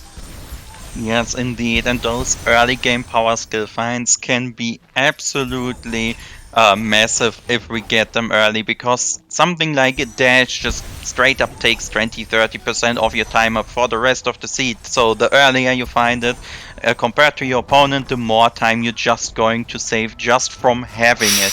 But now on the right, wow, just in front of the double jump tree, there are the signs of a jet seed soon. Well, maybe not with the Goomon still, but the Valley Teleporter sure is a nice thing to have. Yeah, So if if our runners here find Sunstone or Stomp, this is actually going to pretty much open up the pathway to Forlorn. I guess they need Stomp to be able to break the 4 to get down. So we could actually see an early Forlorn come potentially up within logic. So I'm really hoping the next thing our runners actually end up finding is Stomp to be able to get access to Grotto, get access to that Gumon Seal, and then be required to actually go down all the way to Forlorn from Valley TP. That would just make my day. But honestly, Zem, right, like that Valley TP location was really good for Guard, right? He's not going to miss that when he's going back through in order to get access there for that left side of the map. Yes, indeed. And just to add a bit of insult to injury on that Gumon Seal, we have just noticed the first clue our runners are going to get is in fact the Gumon Seal. So getting that early 3T push from Guard does not even give him any extra information. He's just going to know, well, the Gumon Seal is in Grotto, and I'm pretty sure he's also going to find it, seeing how it was right on the tree. But for now, Guard kind of getting out of those in logic checks, basically just the Spirit Caverns area to work with, and then we'll have to head further using some of those keystones or sequence breaking the same way Trito did. On the other hand, Trito, having come from the Grotto area, does have 4 energy, so if he does not want to take the long way around, doing the Grove Loop, the Spider Sack area, the Swamp the Swamp Loop, he can just go right from spawn through the Death Gauntlet door and head on the straight way in the direction of maybe Storm Tree or something similar. Yeah, it's going to be wild. I'm really anticipating what Trito is going to be doing here, or I'm like sort of gritting my teeth in anticipation to see what they do, right? We know that the right side progression was indeed to actually utilize keystones to be able to go up through and then have to take that slow trek through Spider Sack area in order to get over. But Trito also, the way he's playing, especially against his opponent Guard here, is going to be making additional checks. So is Trito going to put the 4 keystones in to check Valley entry? No. Trito is looking to just start really pushing for those tree locations in order to be able to get another early tree advantage over their opponent. And so that play earlier, right? Trito sequence breaking through Blackroot Burrows into Grotto in order to get to double jump tree absolutely was the quote-unquote optimal play for clearing out the objective, unless there is going to be something important over at Valley entry that could significantly speed something up. But, right, we saw 220 experience at Dash, so what could our runners really find in this early mid-game section to sort of give them that sort of time advantage, especially with a skill set like Bash Grenade? Well, not really a lot. The one thing that could really come into play if someone takes a super aggressive play all the way to left side, using that bash again to go left side from Valley entry. And then if that is a late game area, well, that could be just where Dash is, but we do not know for now. Guard working on both Grenadesa and the Grenadesa pickups, getting some really out of the way, terrible to check Jaxi, and having some troubles with his HP here.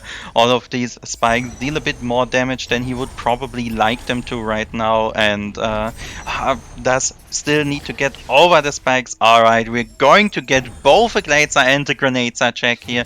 Let's see if this pain is going to pay off. No, it is just experience. So for now, that is a full 1 tree advantage for Trito, as well as the advantage of being able to just go through here, through Death Gauntlet. Yeah, you know, this is exactly what Trito needs to be able to have that additional time to be able to check a lot of additional pickups in this mid-game, right? He made the fast plays to be able to get up to those trees, but Guard being behind by 1 tree may not seem that significant, but double jump tree can take quite a bit of time to be able to backtrack through. And Trito, for his troubles, has definitely cleared a lot of additional pickups. So these out-of-the-way checks from Guard are definitely nice, and they could sort of spell that victory, especially if we find, like, Charge Jump, right? Charge Jump is the big thing that our runners could find to be able to get access, or easier access to left side utilizing that Valley TP. But also, having Grenade Jumps, right? Grenade Jumps are a really, really powerful and really potent skill combination, especially for the late-game sections itself. Yeah, and one more informational check. 168 XP at the 1 full double jump block pickup left of Grotto TP. So let's hope that we're actually not gonna see a full repeat of last seed and gonna see something else than just a double jump next. Try to now in the grove area as Guard is in the valley entry area. Going to actually open up Valley Long Swim. So we're going to go. We are 2 out of 2 for Valley Long Swim checks in these seeds so far. Always love to see that. Let's see if one of these finally just pays off. Yeah, I'm hoping chat is loving this as much as I am. Guard on the left. This is the important moment, not necessarily for the state of the race, but for the state of my heart. What is Guard going to indeed find here in this Valley Long Swim? So coming up here, just has to get over this last patch of spikes and head over, and it is Omega Energy. All right, well, that's actually kind of nice, right? Because that gives him access to be able to go through Death Gauntlet without having to do something like Frankie Walk, because his experience was set up for that glitch, but it is able to get through using that battery of energy to get in. But meanwhile, Trina has just been very thorough in making quick work of this upper Swamp Loop area. Definitely just looking for that next big sort of skill find over their opponent. Yes, we cannot finish the game with this after all. Right. We need some way to break walls.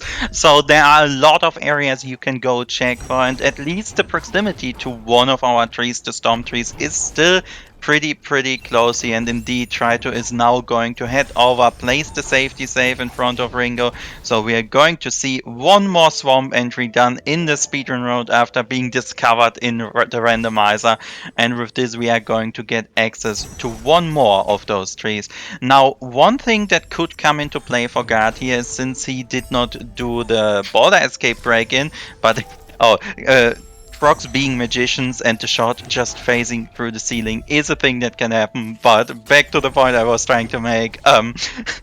One thing that can happen here, if anything important, is between the Grotto teleporter and the Gummo hideout area. That could be extremely huge. And so far, there's been an extra double jump, but I am not quite convinced that we're going to see an early double jump this seed. Yeah, finding charge dash efficiency as well, right? It's like the same sort of thing. We know that both of those pickups that are gated specifically by those skills within logic of the randomizer itself, sort of like preludes that our runners have a lower probability to be able to get through. But taking the lower entry from Guard is going to get them a more direct pipeline to the tree, and we're going to see if Guard also follows suit with going in and doing the swim. We still don't have necessarily the stuff in logic to actually get access to this area. As Tri-Knight nails that cutscene stack this time around that they missed in game one. It still is 4 pickups down there, right? So it could actually end up spelling that important node, and nicely done from Guard as well, remembering to turn that mapstone in. But on the right, I would be really interested to see, no, Trito is not going to look for that charge jump gated pickup again, right? I would have loved to see Trito instead go for that using the double bashes on the shots, because if he can just track down grenade jumps, not only does that get him through the final escape, but it also saves a really significant amount of time. And knowing how much work Trina has put into his grenade jumps, I'm sure he would be able to make use of all of that time save. Yeah, that would have been very interesting to see, getting a third skill hint after we already have the dash and double jump XP hint. But seeing how this seed went, I wouldn't be surprised if it would have just been like 300 XP anyway. But now, try to also getting that Grove TP. That gives him a really nice beeline to the left side. What am I saying? We already have the Valley TP. We can skip the Valley entry part immediately. And I do not think Trito is going to go digging in any area that are not between him and his next tree at the moment. Yeah, so Trito is going to be coming to the left side. This still is not necessarily in logic, but like there's a reasonable probability that the left side progression could just be like either finding Stomp somewhere on the right side to make use of this Valley TP, or finding like Charge Jump and my brain and Saru TP to be able to get used to like this area and be able to break the rocks itself. So with Trito coming over to left side, this is actually a really nice play, because the next thing in logic after that progression that opens up left side could be buried, Zem. Like, it could be a really long time before our runners would find that. And so making this play for the trees does exactly what it accomplished Tri-Knight in the last game, right? It gives him that tree advantage as well as giving him that sort of flexibility to be able to dig for more in the areas as he sort of compartmentalizes his brain of tracking down that skill that could give him left side access to begin with in logic, but also more importantly, as you mentioned earlier, finish the final escape. Yes, indeed. And yeah, this will be 3-6 for Trito, so we're finally gonna get a definitely relevant dungeon clue here if Trito manages to get the Stormlets. Gets it first try on this attempt. Very nicely done. So with that feather, we are going to be seeing clue 2 on Trito Knight's side. My personal pick would obviously be Sunstone Forlorn right now, but the randomizer gets to decide that and not me. So let's see what this seed has in store for us. I want my Horu Fields check, man. Like, I just learned last seed that wall jump bash grenade gives you access to Mount Horu. So, like, there's got to be a pickup in Horu Fields that is in logic, right? And it could just be sitting there for our runners ready to go. But Trito on the right is going to get the first additional checks here in this lower valley. Just some experience with some resources. We saw like a 100 and something experience count, which is sort of to be expected in this valley area, in this sort of mid to late game section. And now Trito is coming back here, right? Did not take that Grove TP to be able to get checks on the valley entry, but instead getting some additional checks as they head down, but also being able to come back here by pulling that lever for that valley entrance itself. Very nominative play from Tri-Knight to be able to sort of keep track of where they were on the map. So, and we've seen the Sunstone is going to be in Grotto, so there's a very high likelihood of it being actually accessible. The other pickup, obviously, being that plant within the laser area, which isn't, well, it is accessible, but not in a good way. Oh, and see, that puts 7 ability points, or rather, skills 7 abilities in the purple tree, going all the way to Spirit Light efficiency already, and it does not get quite high enough on the Grove teleporter skip. Oh, that is going to cost quite some time if he decides to not reload that. Yeah, so we're going to talk about this a bit, right? Because we know Trito, Zem, and Trito does not like to go sense, and he's been sort of like an advocate for the Cyan tree of going up to Ultra Defense and triple jump for the end cases. And so having these really high resource counts is sort of one of the indicators that going for sense is good. But also, what are some other factors maybe that Tri-Knight is going to be sort of considering with this sense play? And why are they getting sense now as opposed to sort of other seeds where they may be able to finish them out? Yeah, so the one interesting thing is with this kind of skill set, there aren't a lot of abilities that do not actually give you a full go mode. Now, Glide wouldn't give you a full go mode, and so would Wall Jump or Double Jump, but we have 4 different ways of breaking the floors in the final escape, and we have none of them right now. Also, the amount of resources we have just mean we're probably never going to see an actual need for Ultra Defense within this seed. So taking those ability points into the purple tree is definitely a reasonable play you can make, and going to Spirit Light efficiency the moment you can, you decide to go that route for a seed, just means all the XP Trito is going to get for the rest of the seed is going to be doubled. So the earlier you do that, the less of an opportunity cost. If, for example, a random dash shows off and you need to get up to C dash afterwards. Yeah, indeed. And so this is actually really fascinating. I love this sort of decision for routing on the right from Tri-Knight, as on the left, Guard is continuing in Grotto. But sorry, on the right, Trito is going to be continuing in checks in these early game areas because he knows he's in logic. And as you mentioned, he needs one skill, right? Left side was not open in logic. And the probability that left side becomes accessible will also actually end up giving him that full go mode skill set, right? Charge jump, stomp, sunstone, all of these are the things that make Valley TP sort of be capable of being in logic. And Tri-Knight being aware of this is going to be checking those early game areas that could have that pickup there. Yeah, but Muffin, have you seen what was in Grotto that wasn't the Sunstone? 3 out of 3 it is! Charge jump in the Grotto vault!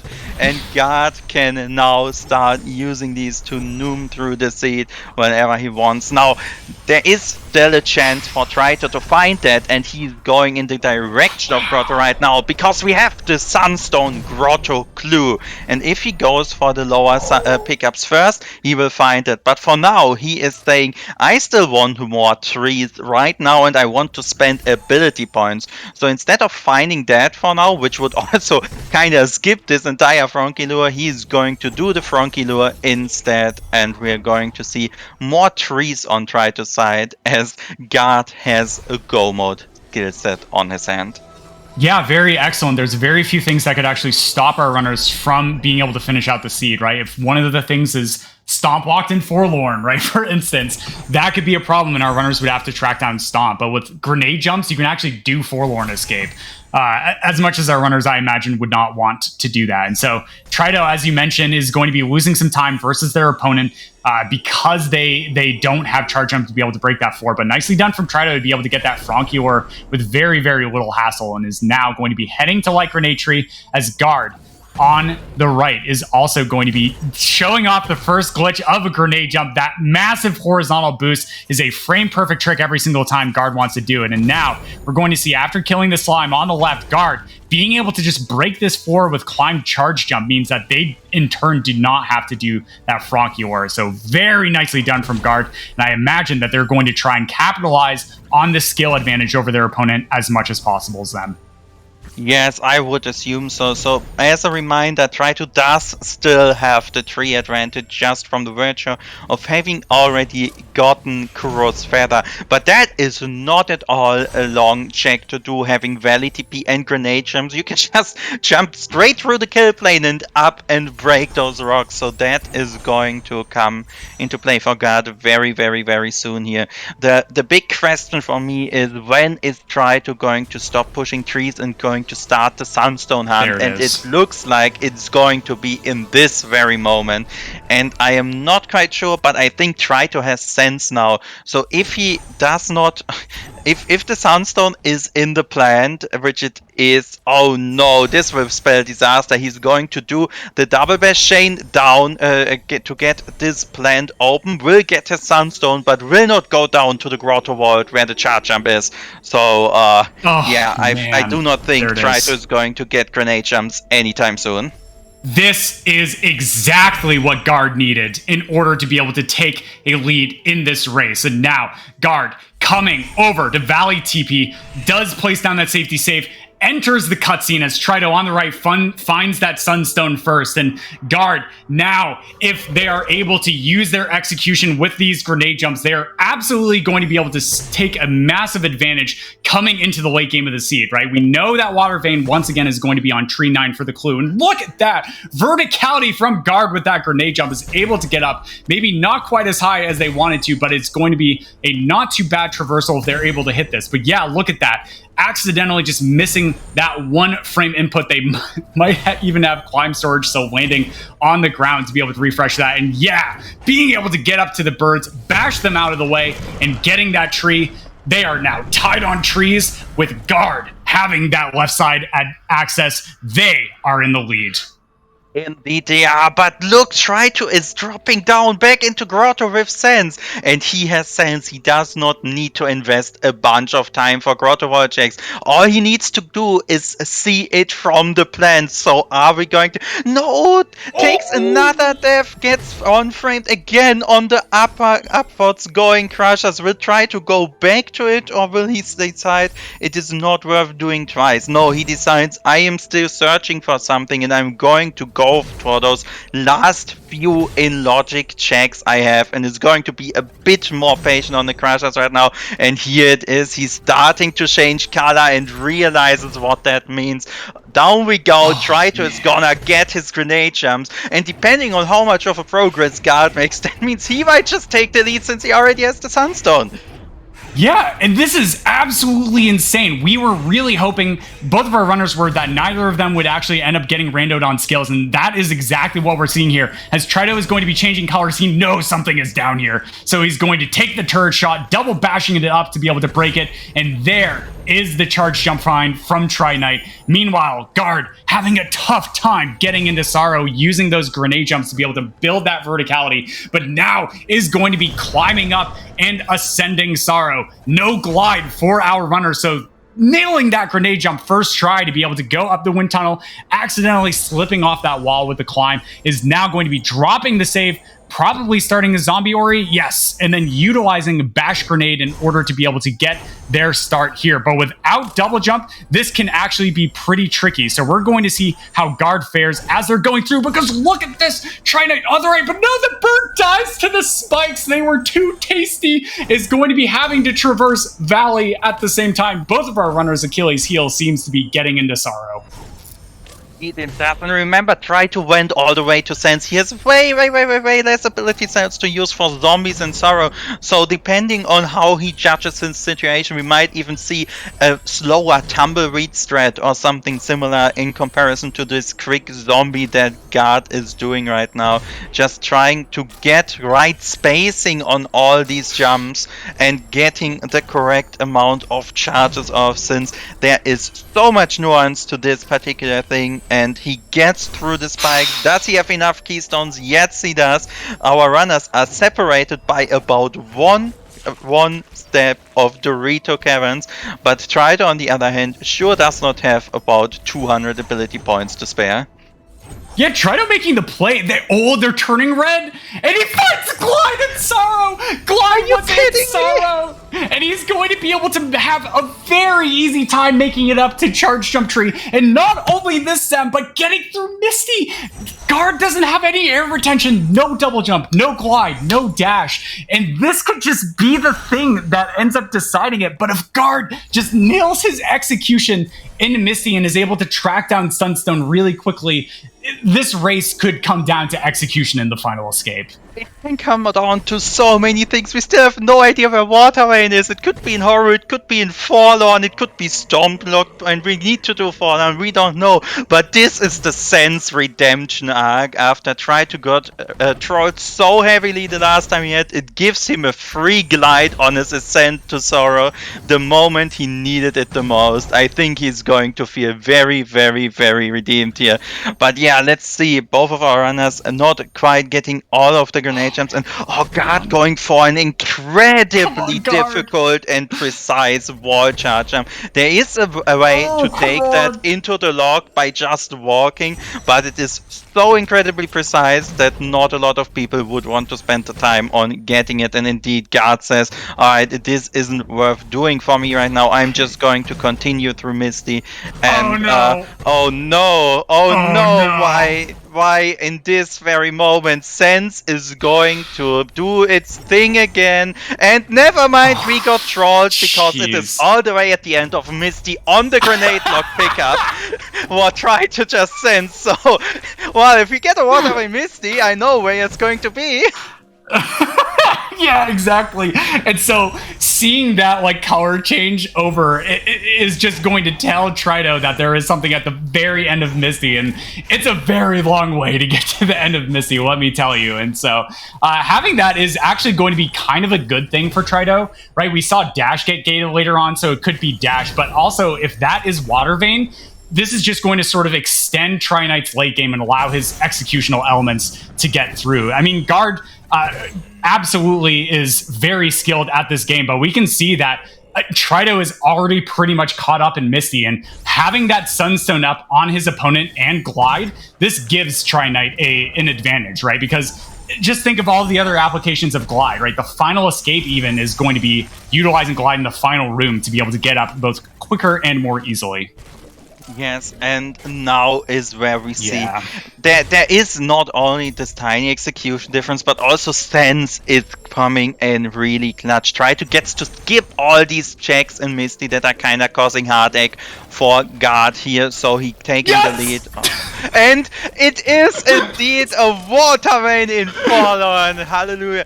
You know where I want this to be? There's a certain plant all the way in the right of Forlorn. Yeah, please.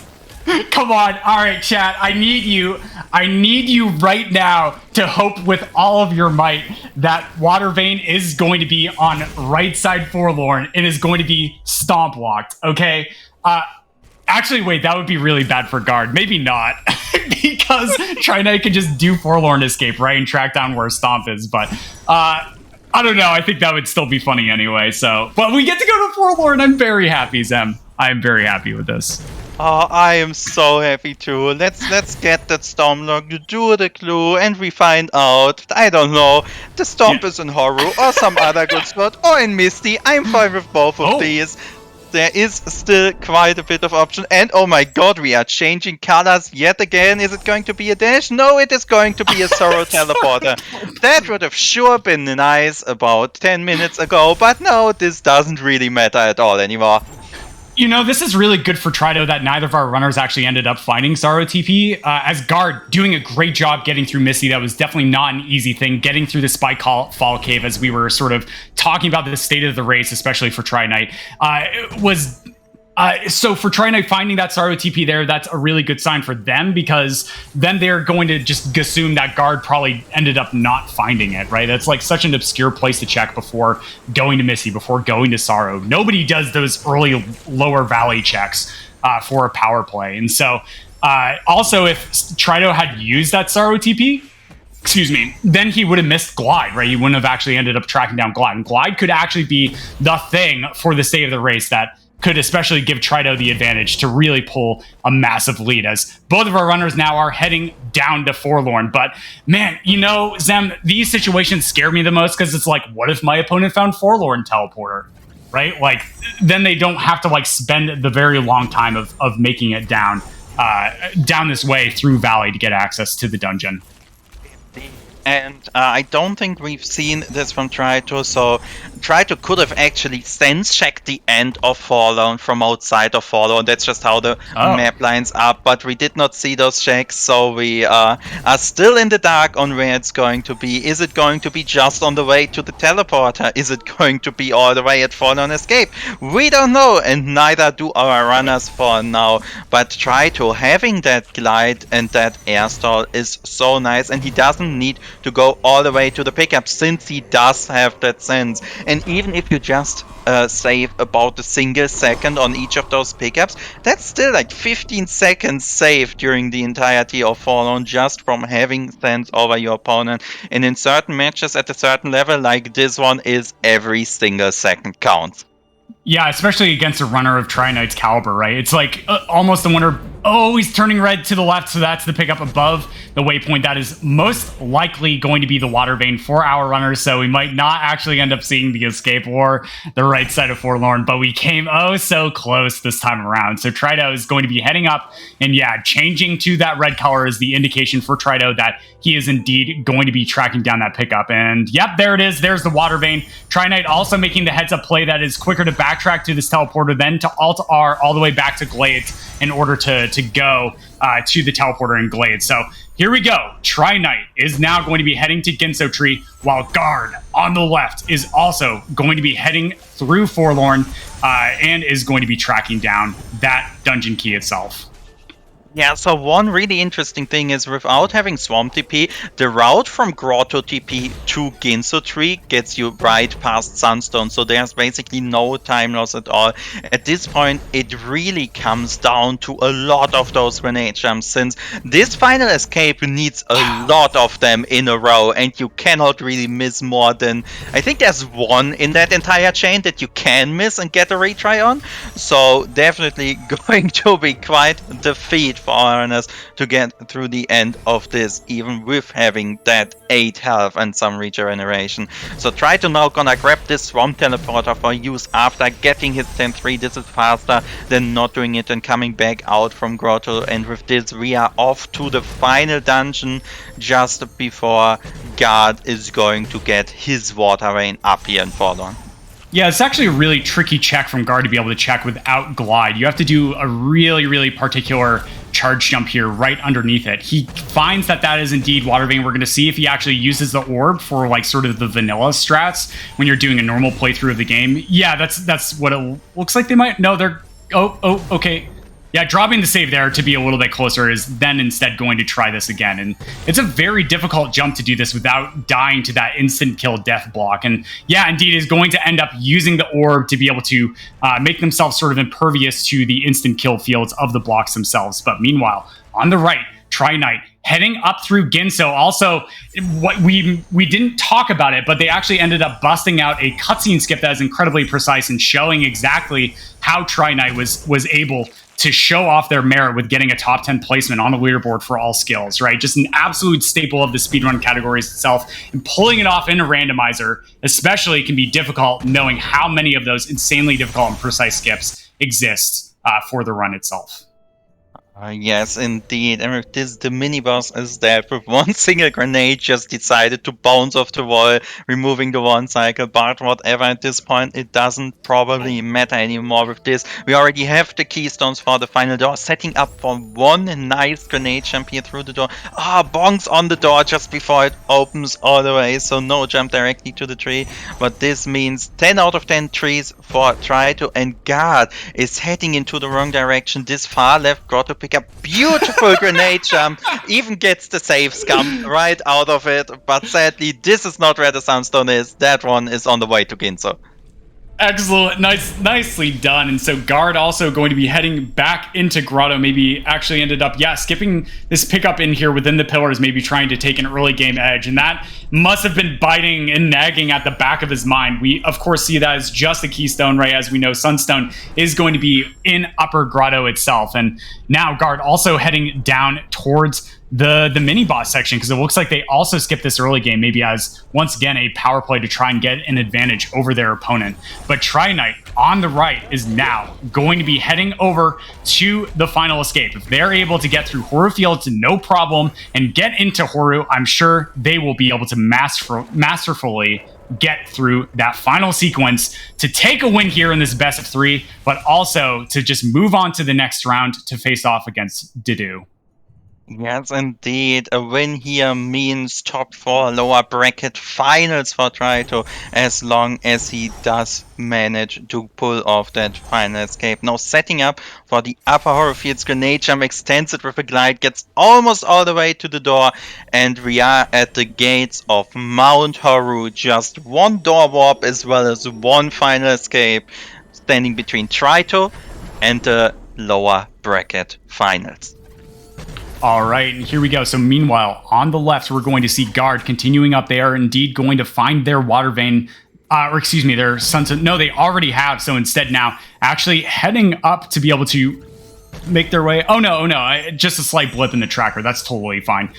Picks up their Sunstone and now is going to be heading up over to make their way towards that Ginso tree itself. And then here on the right, Tri-Knight entering the final escape with 1 minute of movement. They are going to be able to close out the seed. If they're able to get through here, first try, they will take a win, Zem.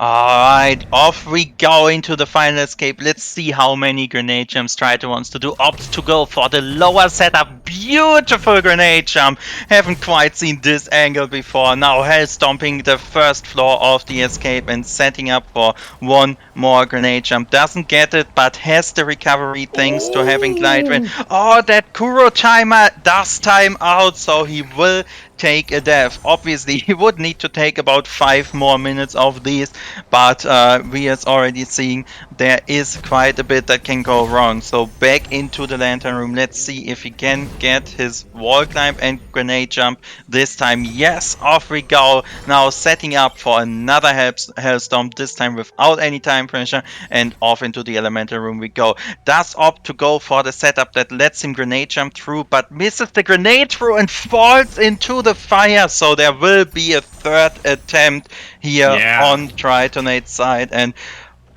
so here we go. That hurt. Yeah, here we go. Meanwhile, on the left, Guard is making their way through Ginso's tree. They still have quite a ways to go, but this is really a sort of troubling aspect of not having Ultra Defense, right? Tri-Knight cannot take a damage from the fire and be able to get through the swim. So here we go, heading back into the elemental room, is going to go for the grenade jump, gets through there this time, but it's not over yet. Has to glide through these flames, not too difficult, and if they're able to get through the swim section, they are going to be able to get into the final room. So here it is, Tri-Knight charge jumping up, skips the Kuro kill plane effect in this final area, and is now bashing once, bashing twice to the left to make sure to fall off the wall so they don't get the velocity stuck. Misses the first try for the grenade jump, but just setting up in a position, taking some additional time, nails it second try. Tri-Knight taking game 1, taking game 2, is going to be moving on to the next round of a best of 3 versus the Lost Didu. But don't worry, folks, we still have a game 3 between Guard and Trido, but man, what an absolute performance from Tri-Knight in this game 2, Zem. Yes, indeed, that sense carrying in huge, actually opting to go for that, and then his execution on the grenade jump. We saw some beautiful extended grenade jumps, especially in the misty area. 3-4 screens at once, that was just beautiful, and half of the cutscene got skipped here. 46:07:70 is going to be our final time as Trido takes game 2. GG again. Yeah, but Trido actually posting in the Twitch chat itself. Not going to read the full sentence, but holy butts, these seeds were bad. They were pretty rough. Well done, Tri-Knight. GG, well played. But Guard, meanwhile, on the left, showing off an excellent grenade job, not having that Kuro cutscene there to be able to slow them down, is now going to be heading through Horo Fields. Nicely done, making their way through Ginso Tree. Really expedited, and cannot be stated enough, right? Like, I mean, Guard's tournament performance here is going to be ending after they do seed number 3 as a for fun showcase, but they just put on such a massively good performance, right? They took a lead in sort of that mid/late game section, and then Tri-Knight just tracking down that glide and really allowing his execution to show his stuff in his late game sections, was able to take the edge in the very late game. But Guard, for his work, did some really amazing and impressive stuff. I'm just very enjoying watching them play, Rando. yes, indeed. I mean, no way you could ever put a top 6 finish as anything but an impressive showing in the tournament of this size. And we have been seeing some amazing strats. Oh. Don't get loopy lock, don't get loopy lock. Alright, does not get enough distance, will not soft lock on as the bailing pushes off the rock off the wall. Ah, that was closer than my poor heart. The rock, right? So the Frankie falls down, and then the rock goes in like after them. So like, yeah, the Frankie has a chair, but like we've got a freaking boulder, Frankie. This is what we need in like pro wrestling. Zem is like big boulders now, right? They use chairs, they use tables and benches and stuff like that. No, give me a boulder, man. Just a giant boulder. I would absolutely be down to watch that for a change, but alright. God getting through the door warp, one too many door transitions, but whatever. We are off to the final escape, and we already saw Tri-Knight taking 3-4 attempts on this. Let's see how God fares on this final stretch of the seed, with Kuro coming down to ruin our day one last time. Yeah, really important stuff too is that Guard does not have the air retention that Tri-Knight has. No glide, no double jump to be able to make easier time, but nicely done, gets a beautiful grenade jump with a perfectly timed jump to be able to get up over that boulder. And now, heading into the lantern room, are they going to go for it? Yes, they are, showing their stuff. Doesn't quite get it. Oh no, without that glide, they actually have to do a climb charge jump over here on the right, and it's going to be close. Oh, just barely not in time. And yeah, this lantern room can be very, very tricky, Zem, if we do not have any sort of air retention. Yes, that lantern room has so many really horrifying strats involving both some lantern swinging as well as other different things that you need to do if you do not get that grenade jump on the first or maybe second attempt, depending on how your laser cycle was the moment you get there. But here we go, Patera jump extended, does get a bit too low on the border, won't be able to make it up thanks to not having wall jump in this seat, so we're going to see some more attempts. No, instead Guard opts to only go for the necessary grenade jumps, using Bash Nade to race out the timer so he has time here to break this floor. Now into the hardest part of this escape, honestly, this one grenade jump, because there is the timer going, but he nails it. And in the elemental room, let's see if he chooses to go for grenade jump strats or for bash strats. Will opt to go for the double bash on the elemental chain. Does have enough health to do the damage boosts here. So now in the S-band we can do some nice delayed grenade bashes to weave around the flames, and here is where it comes down. Are we gonna see some really precise version of fish strats? No. And since we do not see that, we are going to need another precise grenade jump here, and gets it without a hitch. Very nice. Now just remember to get that left bash in. Oh, didn't do a left bash. The right is wrong again. And Ori turns left before the finish. Yeah, so to explain this for viewers and people in the community, especially people still in the tournament, you need to bash to the left on something. Like, it doesn't matter. Like, if you bash to the right and then you do the final grenade jump, it will actually soft lock or do the fake grenade jump where you hit the branch and fall back down and don't skip the cutscene. So just make sure that you bash to the left, just somewhere. Before you start that final grenade jump. And so Guard getting the soft lock is now going to actually have to do this escape once again. So here it is, the lantern room going for the grenade jump setup, gets it again. I mean, Guard was having a bit of trouble like hitting that timing with the grenade jumps and has hit like every single one in recent history. And now going for the double back strats again, is able to get up and get over, coming into the swim section, Zem.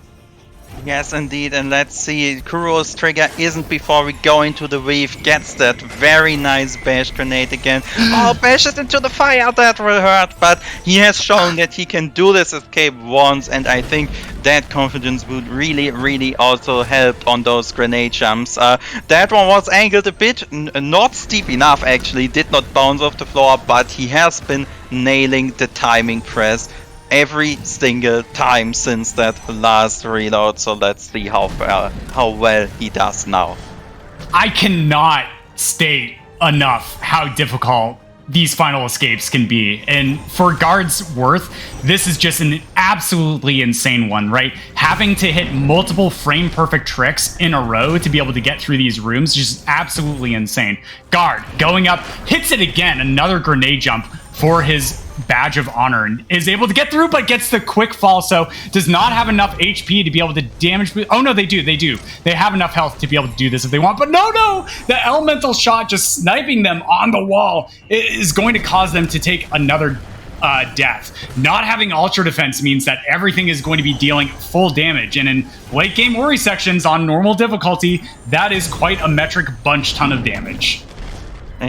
That is the scientific term for how much damage all these flames deal.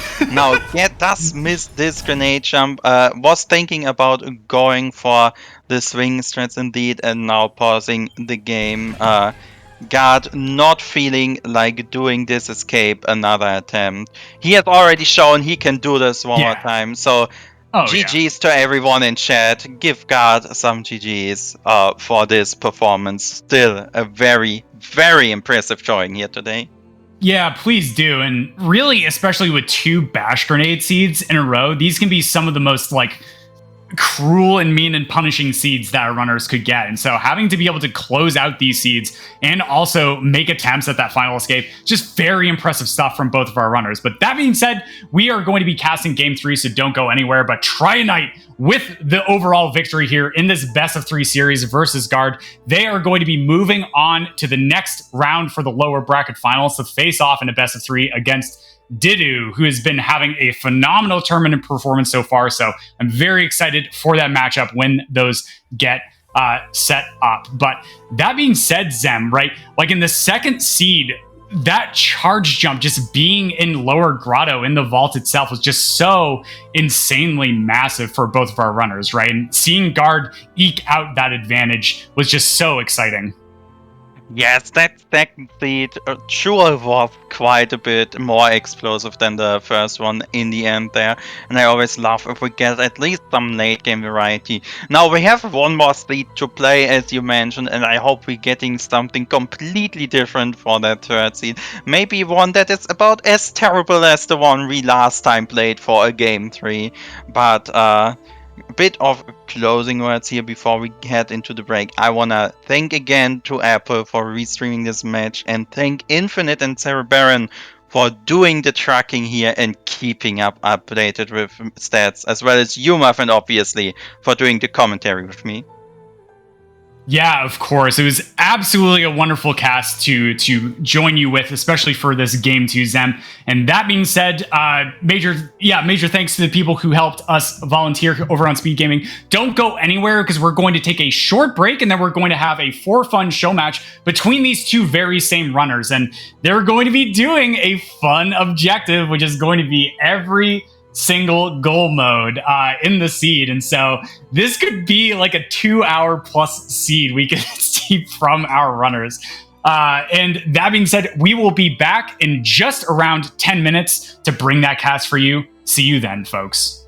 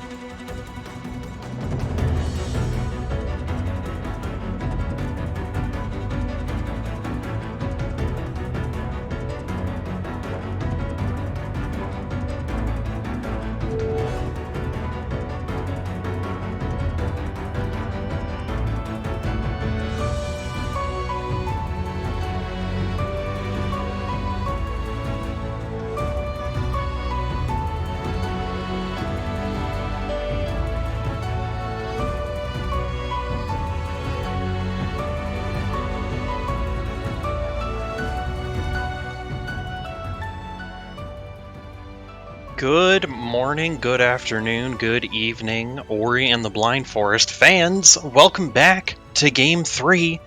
This is Tritonite versus Guard, a best of 3. We are already on to Game 3. Tritonite has already been declared the winner. However, we figured why not just throw an everything bagel seed in there. My name is Romulus. I am joined today by none other than 2Kill. 2Kill, how are you doing today?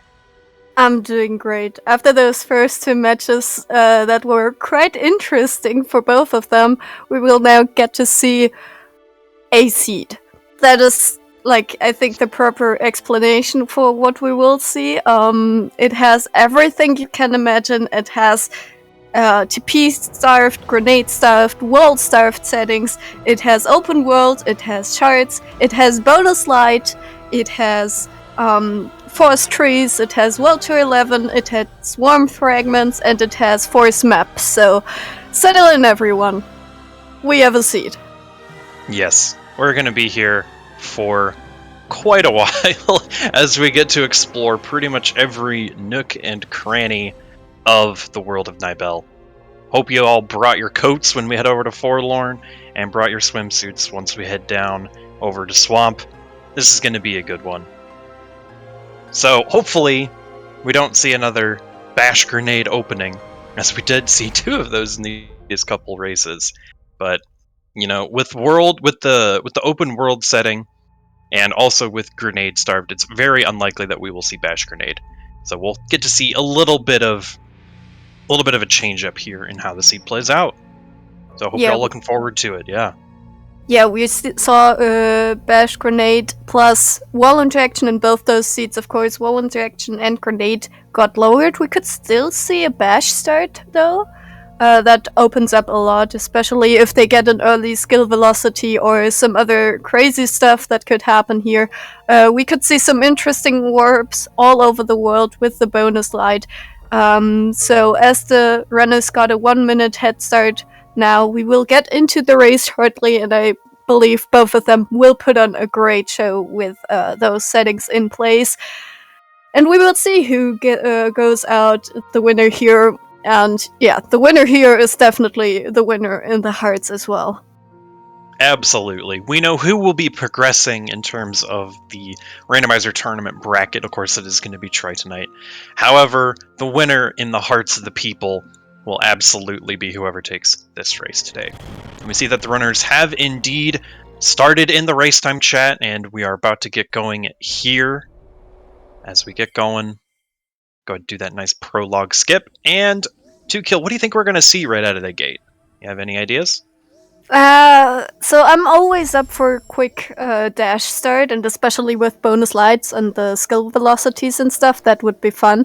I also quickly want to mention and thank Guard for changing up his language every single game, starting with Spanish, then heading into Czech. Now I believe it's Japanese, but don't quote me on that. I'm not too sure on that, as he spams good luck on our rendo, and we'll see now that the first pickup was an ability cell. So not quite the dash, but could lead up to an early dash in order to be able to skill air dash here early. And you see just all of the stuff in what is mentioned above. Another ability cell. Really not a problem getting those ability sets. Guy just showing off what is happening right here. This will be exciting. Yes, Guard giving us an idea of what is in store for this absolute mess of a seed that we're going to have. We're going to need to be visiting pretty much every single area of the game. If you are unfamiliar with how World Tour works, we're going to need to visit all 11 biomes of the game, and each one is going to have a specific pickup that is designated as a relic. And you will see it. It'll pop up on your screen. Well, actually, first of all, let me interrupt myself. We see Charge Jump there. Tritonite getting it just a couple seconds before Guard. That is a very nice skill to have early on, of course. One that we tend to see more often when we have a wall-starved start. So that's a very nice find, as well as a mapstone to boot. Yeah, Charge Jump has been one of those standard starts, and we see some mapstones. I think force maps is means that they get map stones as they unlock map altars. Both checking that pickup to the right of start. It's an energy cell, so not quite progression, but of course with that charge jump, the entirety of Blackroot Burrows is open to them, and we see both of our runners heading there. Don't need to be careful about collecting experience. They got both ability points grabbed already, so this will be, a quick seed to skip that cutscene, and now both of our runners are heading into Blackroot Burrows. Normally a relatively slow area, can't be sped up a lot. Charge jump is one of those possibilities to speed it up, so this will be a relatively quick traversal. We've seen in the previous races Bash Blackroot Burrow, which is also fairly fast, so no slow auto-scrollers today. Yes, thankfully, since our runners have to go through this area, every single seed, including this one, to make sure that we get that dash tree. So any way that we're able to speed up doing the seed would be greatly appreciated. Triton taking an unfortunate death there. He's gonna have to do this little section one more time. Not a big deal, in a seed like this one, where we're gonna need to... Oh, it takes another death, man. In a seed like this one, where we're going to be doing everything, going everywhere, a little bit of a setback like this is not too terribly important. I also have to correct myself. This is not TP starved, wall starved, and grenade starved. Just a standard seed. This race was set up right before the runners have decided beforehand, but of course the seed was only rolled right before the race. Sorry for the confusion right there. We could see an early wall interaction or grenade or some teleporters as both runners make their way slowly through Blackroot Burrows. Yes, our apologies for that. Of course, we have pretty much everything else involved with this seed. And as we see Guard going for this mapstone pickup beyond the Crushers, and just another energy, so we're already at 4 energy. That's really nice, especially where we're going to need to be, checking a lot of pickups throughout the course of the seed. Having 4 energy at the start already is a really nice find. Yeah, there are some pickups that are locked specifically behind 4 energy doors. You can use some special trickery to get around that requirement, but just having that 4 energy, of course, trivializes most of the tricks. As Guard is heading into lower Blackroot Burrows, will do to the sequence where you run away from the boulder in a moment, as Trito is just behind him, just a few seconds back. This race is really close so far. Of course, fairly linear so far, not a lot where they can go. And there's our first warmth fragment of the seed. Of course, our runners have to collect a number of warmth fragments in order to finish the seed. That is just one of the goal modes that we're playing out of the 3. Of course, warmth fragments, forest trees, where you have to go to all the trees, and World Tour 11 as well, so as mentioned with the relics that you need to collect as well, so a lot of searching. Yes, and we actually see our second warmth fragment over there on Guard's side just a moment ago. We'll see Triton actually pick up that same second warmth fragment here in just a moment. And worth noting, there are a total of 30 warmth fragments thrown around the map. We only need to find 20 of them. You'll see that pop up, 1 out of 20 or 2 out of 20, as we'll see on Triton's screen in just a moment. And so that will be one of our many goal modes. Typically, if you were to play a warmth fragment seed, that would be the only goal mode.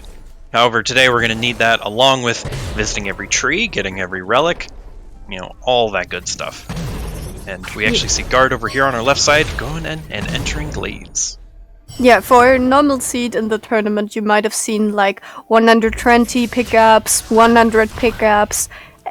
We're gonna expect more like going to 200 pickups in this seed, just because they need to find all these things, and they can scatter literally everywhere around the map, and especially the relics, since there's one in every area and we don't know beforehand where those are. There has to be a lot of searching to find those. yeah, we will basically 100% the seed, I can imagine, unless the seed is just very generous to us with giving the warm fragments and the relics. And there's clean water. All 3 seeds have been blessed. All 3 seeds and Wind Restored, 2 pickups right next to each other. Very helpful, especially if we find Glide. But for now, of course, just a nice background element. Yes, that will be very nice if we're able to find Glide. They'll open up a number of other things.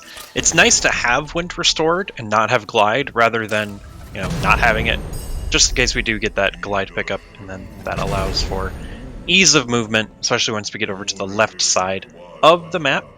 And we see Guard, he's heading over here towards the wall jump tree, as we see Triton going to collect his clean water and his Wind Restored here in short order. We see another map stone on the wall jump tree. Guard has a number of them in his possession. Very nice. Yeah, and we also got informed that forest maps basically means that there is something on mapstone 9. Of course, that could be any skill. It could be something like wall jump, or, well, it could hold anything, really. And it could, I think, even hold warmth, but don't quote me on that. I haven't played most of those things that the runners are playing right now. Yeah, this is a lot to wrap your mind around. I'm already lost in what they can do and what they need to do. Since this is open world, most of the things are actually a bit different. Yes, we have a lot going on with this seed, so please bear with us if us in the commentary booth are a little bit behind what's going on. We do see Guard entering into Spirit Caverns, though. A nice pickup dense area where we're just gonna be... We're still looking for that relic, actually, in Glades. We haven't found it yet. You'll see it pop up on your screen when it just looks... It'll look different than a lot of the other pickups that we find, and you'll definitely notice it. However, we absolutely will be needing that relic from Glades before finishing off the total seed, as we will need it for every area. Yeah, also a quick shout out to the community putting together all those relic texts and all those flavor texts on the relics. Every single relic has a customized text, and most of them are actually kind of funny, so look out for them. They are really entertaining and hold a lot of references to the game or the speedrun or the randomizer, so definitely a nice thing as well. This randomizer is just so much fan service in one thing. As Guard heads to the next tree, this is tree number 3, and of course, since we're playing with shards, we won't get a clue right here because... Oh, actually, we're not playing shards. The sandstone is in Glades. Okay, I'm mistaken. A lot of confusion going on. Oh man. Okay, well, it's a good thing that we're not having to worry about shards, and so we will still be playing on clues mode, so we know where our sunstone will be. That's very handy. However, that of course could mean that one of our other dungeon keys could be in a pretty crappy spot. But since we'll be going just about everywhere, hopefully that won't be too big of a deal. When we see Triton, he's going to be going over towards the Charge Flame tree, another required tree location, and hopefully he's still hoping to maybe get that relic here for Glades. Yeah, the Glades, of course, being the starting area, and with that clean water, they have a lot. There's Climb underwater, so another progression hidden behind that clean water. They now have Climb Charge Jump, which is a very powerful skill combination. It allows you to use that charge jump basically in any direction when you stick on a wall, like Guard is doing, so really powerful. And if they end up finding Grenade, we will get another Grenade jump seed, and with all the digging they have to do, I would imagine they can definitely do that. And he doesn't even need the Frankie, he can just use that Climb Charge Jump to break the floor right here.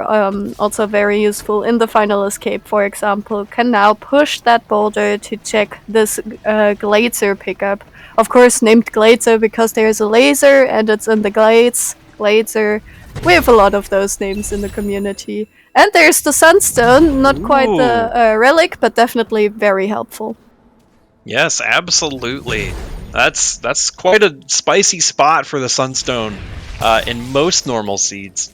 However, in this one, with our runners wanting to go everywhere, We actually also saw Triton open up the door into Glazer, so he'll probably double back for that at some point, since he is also still, of course, missing the Glades relic. But right now, Triton is deciding, you know, I'm gonna just stand here, let this laser not kill me, and I'm gonna go down into Blackroot Burrows. You know, another area where we're gonna be needing to find some more warmth fragments, as he just collected yet another warmth fragment, as well as another relic, of course, and our skill tree, which normally gives us a grenade. Very nice zombie there from Triton to get through there. And talking about grenade, with Guard checking that Glazer pickup, we now know that the Glades relic is actually grenade locked, so our runners need to find grenade in order to find that. That is one other reason why these seeds tend to be longer, because a lot of times one of the important pickups can be hard locked by a skill like grenade, like stomp, and our runners need to find that in order to finish out the seed. Yeah, both of our runners really heading into different directions, whereas our first two seeds have been fairly linear, fairly the same routing for both runners. This really is the first big divergence we see already. And Guard collecting a 4th health cell definitely way faster than he did in the first seed. And he will clear as much as he can in this grotto area, where Tritonite is actually heading to as well via that Death Gauntlet entry. Yes, definite interesting seed just in terms of what is currently available to both of our runners. And, you know, getting some different ideas of how they want to route the seed based on where they go is certainly very interesting. We're going to see Triton lure this Frankie over here to break this floor, to check even more things. And yeah, he's even able to come up here and check this health cell. And as we see Guard delving down deeper into Grotto.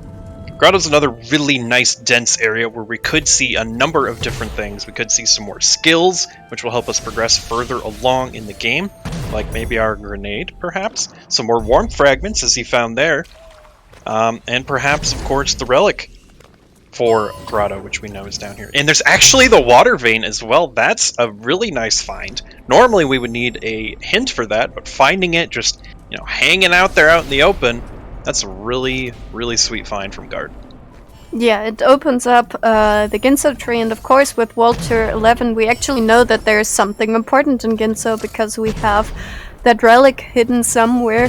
Of course with the skills he has, going through Ginso is definitely possible, and he could check a lot of those pickups, but still not having blue breakage definitely also is an incentive to not go there just yet, as there are 2 plants that he can't break right now. Just some nice rock slide first try, good job. Finds the Valley TP and a dash, so definitely sped up the seed significantly there. Yeah, that was a couple insane finds here in this Grotto Vault. Not only finding a useful teleporter with the Valley TP, but finding an incredibly fast movement ability in Dash, with which also, if we level up enough ability points into the blue tree, we will also get Charge Dash, which can even let us, you know, break some of these plants open. So that's a really nice find. If we don't find either Charge Flame or Grenade for a little while, having Charge Dash will allow our runners to access blue locked items much earlier, and as we see Guard actually do right there. Yeah, and he also picked up Spirit Light Efficiency, another nice early game skill, as he finds yet another warmth fragment. Spirit Light Efficiency basically doubles the experience you get, except for ability cells, of course, they don't get doubled. But here, for example, he just gets twice the amount of what the pickup shows. And we will see whether he decides to do the mini boss. Of course, he still hasn't found the relic for Grotto, so this is actually a mandatory check for now, because he does not know where to find that relic. It could very well be here. Normally a check people think about twice or even 3 times to check. For now it's just the keystone, so unfortunately not the relic. As Guard will make his way further into Grotto and towards the double jump tree. Yeah, and this Grotto so far has been incredibly stacked with a number of important things, including many warmth fragments, as well as dash and that teleporter that we found, along with spirit light efficiency and even more warmth fragments on guard side. Yeah, this is a really nice play from both our runners to see them come over to Grotto earlier on in the seeds. It's so dense, and there's so many useful things that could be here. Oh my gosh, how many warmth fragments are we gonna find here? This is kind of crazy. Yeah, definitely very interesting to see, as Tridonite checking that far left pickup in Grotto does not quite have charge dash just yet. Gets a mapstone from a mapstone, very nice find. So with that charge dash not in place for him yet, he can't open those blue plants just yet. As Guard on the left is now picking up his double jump tree. Won't need any more clues. Actually, the Gumon seal clue is kind of important, as we have not found the Fallen teleporter just yet. They need the Gumon seal in order to find that relic there. So definitely something to keep track of. Normally we would just not glance at the Gumon seal hint, but in that case, for once, it's really relevant. Yes, normally, of course, not really caring too much about Forlorn, but just like last seed, we're gonna need to go to Forlorn. So, keeping an eye on that hint, just like you said, to kill, great point. We're gonna need to be aware of that. And it looks like Guard is coming over here to check some of the other items in the grotto area. He actually does find his first relic here. Very nice find. Now he doesn't have to worry about where that relic could be. And he's actually taking a quick dip in the water before realizing he can't quite break open that blue wall there with just charge dash. So he's going to have to either go another way around here, which he'll be able to do if he decides he wants to go into Swamp. He will certainly be able to, but it looks like he's going to head over into the Grove area first. Also gets a mapstone from a mapstone, so... And a grenade! Here we go, grenade jumps yet again. And that is definitely a pickup Tridonite has to get as well. This is... Oh wow, 2 out of 3... 3 out of 3 seeds, so that is very fun to watch. We saw it in the previous seed, we will see it in this seed as well. Just a quick movement, Guard just pumping them out like they're nothing. I'm sure he will be happy to show them off once more before, unfortunately, leaving the tournament. And yeah, with that, let's see whether he actually decides to go into Grinso, where right before Ginso he finds the Swamp Relic, so that will be a nice find. Absolutely. Specifically, oh, and also, is that a glide on Trido's side that we see? That Yeah. he just found over there? That is a nice find as well. Lots of early fun abilities, useful abilities that we're going to need. Definitely nice for both of our runners. But back to the point of the Swamp Relic, that is a very nice one to find, as Triton also finds Charge Flame on his side. Finding Relic in Swamp that early is really nice. That means that our runners will not be tempted, or maybe a little bit less tempted, to go down into what we call the Swamp Swim, which can take a little bit of time. And, you know, before that we thought that we might need to He just take a quick found dip. Bash. Oh my gosh. So this is definitely the kind of seed Tridonite would have wished for in the first 2 seeds, in terms of skills, of course. He already said after the last race that he wasn't quite happy with the way they played out and they happened, so I'm pretty sure he will be happy to have a redemption seed in that regard, although it will be a much longer seed, which just means he can do some more fun stuff. We also see a lot of XP under the water, but yeah, don't get confused by that, because so many pickups are occupied by warm fragments and relics and stuff. The seed tends to give you more XP as you go, as Guard on the left also picking up that bash will also probably be fairly happy about that, as they are making their way through. More mapstones getting thrown at them, of course. This is forest maps, so they will be relevant, as Tridonite will hit his next tree. Actually, tree number 6 for him. We don't get the Gumon Seal clue just yet, so definitely something to look out for on tree number 9, as he will now probably... Yeah, he will take a swim and dive into the water. Yeah. Oh my gosh, did you just see that on guard side? He did a grenade jump and charge jump combo move to break open the floor. I've never seen somebody do that before. That was really slick. Excellent job by him. That was a nice little showcase to see there. And we actually see Triton going down and doing this swamp swim that I was mentioning earlier. He does not have the relic for this area yet, so he's still looking for it. And of course, he thinks it might be buried in this swim. I'm not quite sure, but I think that is a trick Guard recently found himself, and he mentioned that he wanted to show it off, so we might have to ask him about that. But definitely nice to see that. But the replay being a bit off. After 3 games, even the replay system gets confused. I'm surprised our runners haven't confused all the different starts just yet. Try to picking up yet another one fragment. We are slowly making our way through the seed here. Gonna check the famous above sea flame tree. Just an ability cell for now, but this has never cost anyone a race. I can assure you this was never an important pickup. No, never. Seed. Never, absolutely never. Never cost anyone a race at any point. I've never seen it. I don't think Covert Muffin's ever seen it either. No, absolutely not. Yeah, he's definitely giving you... Yeah, he's saying in chat it has never happened to him, so let's take his word for that. As we see Guard take that Valley TP, skipping the kill plane, so he can make his way up there safely. He does not have glide, which Triton found, so he can't just glide up there, but he can find several other ways to get up there, including a series of grenade jumps.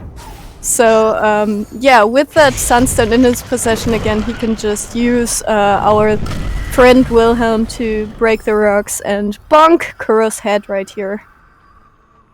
Yeah, very nice. And we actually see a relic above Spider Lake there on Tritonite side.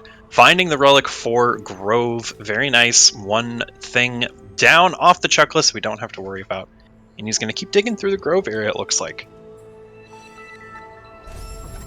Yeah, both runners, as we mentioned, the name of the game here is just clearing as much as you can in as little time as possible. As we get to see Kuro and we get to see the grenade for Trito, so he now has grenade jumps as well, with some blind movement, so very nice use of that cutscene time. Guard getting the charge dash this time. Last seed unfortunately did not have dash to check that pickup, but of course from Titan we knew that was just a troll. As he's making his way through Misty, he can check every single pickup here, although without glide it will be harder than it will be for Tritonite, so for God's sake, he's almost skilling up to sense. Let's hope that yeah, the relic won't be too late in Misty, otherwise that will be quite hard to traverse, as he's making great use of those grenade jumps. Yes, absolutely. Not having glide, not a problem. Guard doesn't care. He's got grenade jumps and rocket jumps. Who needs glide?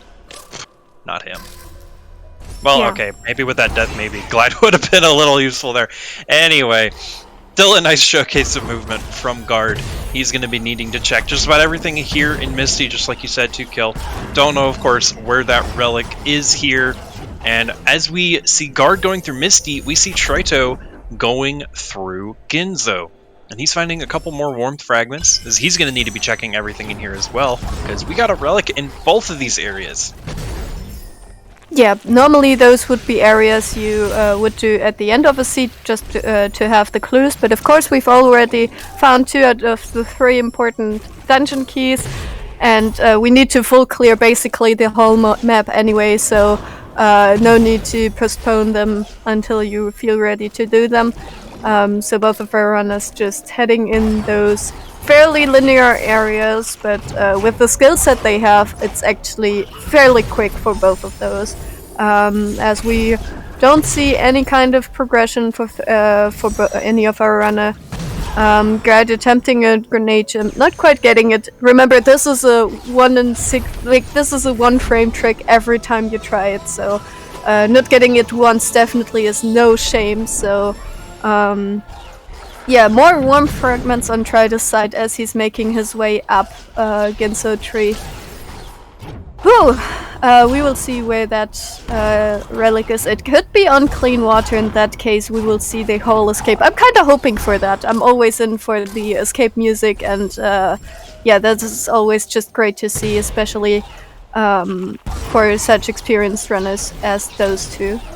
Right Yeah, here. absolutely. Getting to see the Genzo escape is always a treat. And, you know, it's something that very few runners ever really need to do in a randomizer race. And we see just a ton of warm fragments here, loaded up in Ginzo. Very nice little hyperspeed trick there from Trito. Wow, that was very excellently done. And he's going to make quick work of this mini-boss, and he's going to have to check a few things here in Upper Ginzo. Meanwhile, Guard in the second and back half of Misty, taking a quick death there to those spikes, but he did place a nice safety save, so he doesn't need to worry about that too much. Making our way through the second half of Misty, again, is something we don't have to do too terribly often in Rando. So, Oh you no! know. Oh, and Trito actually finds the relic there in Ginzo. Rather. My oh no was simply due to the fact that we don't get to see the Ginso escape, most likely. I really hoped it would happen that one time, but unfortunately, the relic just showed up right before it. So at least the Misty relic is quite late. Guard just picking that up. Some gray scribbles in Misty. And with that, Trito is also heading to the left side. We'll also do some checks here. He should be careful not to die. He only has 2 HP and just performed a kill plane skip, which means he cannot save at the moment. Needs to go to the teleporter and quit to menu or collect feather. And quit to menu is basically what he needs to do. Of course, he will try to destroy the rocks before that. Yeah, very nice showcase of movement there from Tritonite's side. He actually, you know, making it seem like not a problem at all, not having to worry about this kill plane setup. As he breaks the rocks to get Kuro to slam into the wall there, he's going to be getting his feather, and yeah, just really nice movement on both sides from our runners. You know, of course, having grenade jumps as well as rocket jumps is really, really nice movement abilities. So you'll love to see. I think Guard might have forgotten he. Oh, there's the unusually sharp spike on Guard's side. So the relic in Glades has been found as well. Very nice. And Trito now can use the frog to rocket jump all the way up. He will do Sorrow first, of course, with the glide that he's found. Sorrow is very easy to do for him, so he can just ride those currents. The game expects you to have them. Wow, that's a Sorrow TP conveniently placed right there. Sense is another thing here. There's a Gumon seal on Mapstone 6, I believe, as there is also something on the Mapstone above. It's another warmth fragment. I believe both our runners have sense at this point. Yeah, both of our runners have sense at this point, and Guard was also changing colors down in Blackroot, so there is something there as well. As both of our runners are going through different areas of the map. Of course, one important thing to note is that the relics do not show up on sense. So even if sense tells you, oh, there's nothing important there, there could be a relic there, so they still need to check everything. The sense really is just for the warm fragments that Trito just gets thrown at himself from the seed. Yes, very good point to bring up. Even with sense, you know, our runners are still going to need to be checking pretty much everything, at least until they find the relic in that given area. And it looks like Triton also still needs to do a little bit of digging over in Glades. We see he does not have a Sunstone yet, as well as he does not have the relic in Glades, but we know where both of those items are. he should be able to make pretty quick work of those. But he's going to continue digging in Sorrow here. Some very nice charge dash bashes to get over down here and check some more of these pickups. But finding it's nothing worthwhile, he's going to take a quick death back over to the skill tree. Yeah, definitely very nice saves to get back to right here.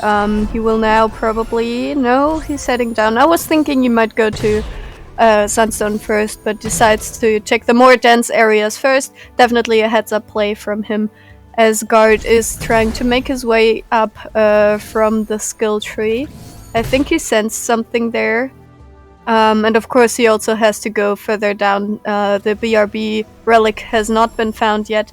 So they definitely need to make their way further into Blackroot Burrows, as the Sorrow relic actually has just been found by Triter. So much action going on. A warmth fragment on Guard's side. The action just never stops, as Triter is pointing out his max zone count. Yeah, and that's probably what's on his mind, is he's continuing to dig despite finding the relic here in Sorrow Pass. You know, getting some more map zones like the one that he just found right there will absolutely be a good call. And we actually see Guard finding the next relic in Blackroot. Thankfully, it's not down in Lost Grove. We don't have to go all the way to the bottom of the map in order to complete our seed today. So that's a nice find on his end. I was kind of hoping for some forest lore. Of course, both of our runners having grenade jumps could just skip the forest lore, but there's some nice lore. The lore really does not get appreciated enough by the randomizer or by speedruns in general. Guard actually sensing that pickup below him in the grotto entry, so we'll go and check that. I believe that was another warm fragment, but I'm not too sure about that. Oh, that was Glide, okay. Actually, now that will make his Sorrow also more easy than he would like. Well, very helpful, as Trido is also sensing something. So much action going on in this seed. Yes, and we're going to see Triton. We're going to see him getting... Oh, wow, these are some nice bashes here on this Frankie to push this boulder. That was a clever way to go about doing that, as he grabs his Sunstone.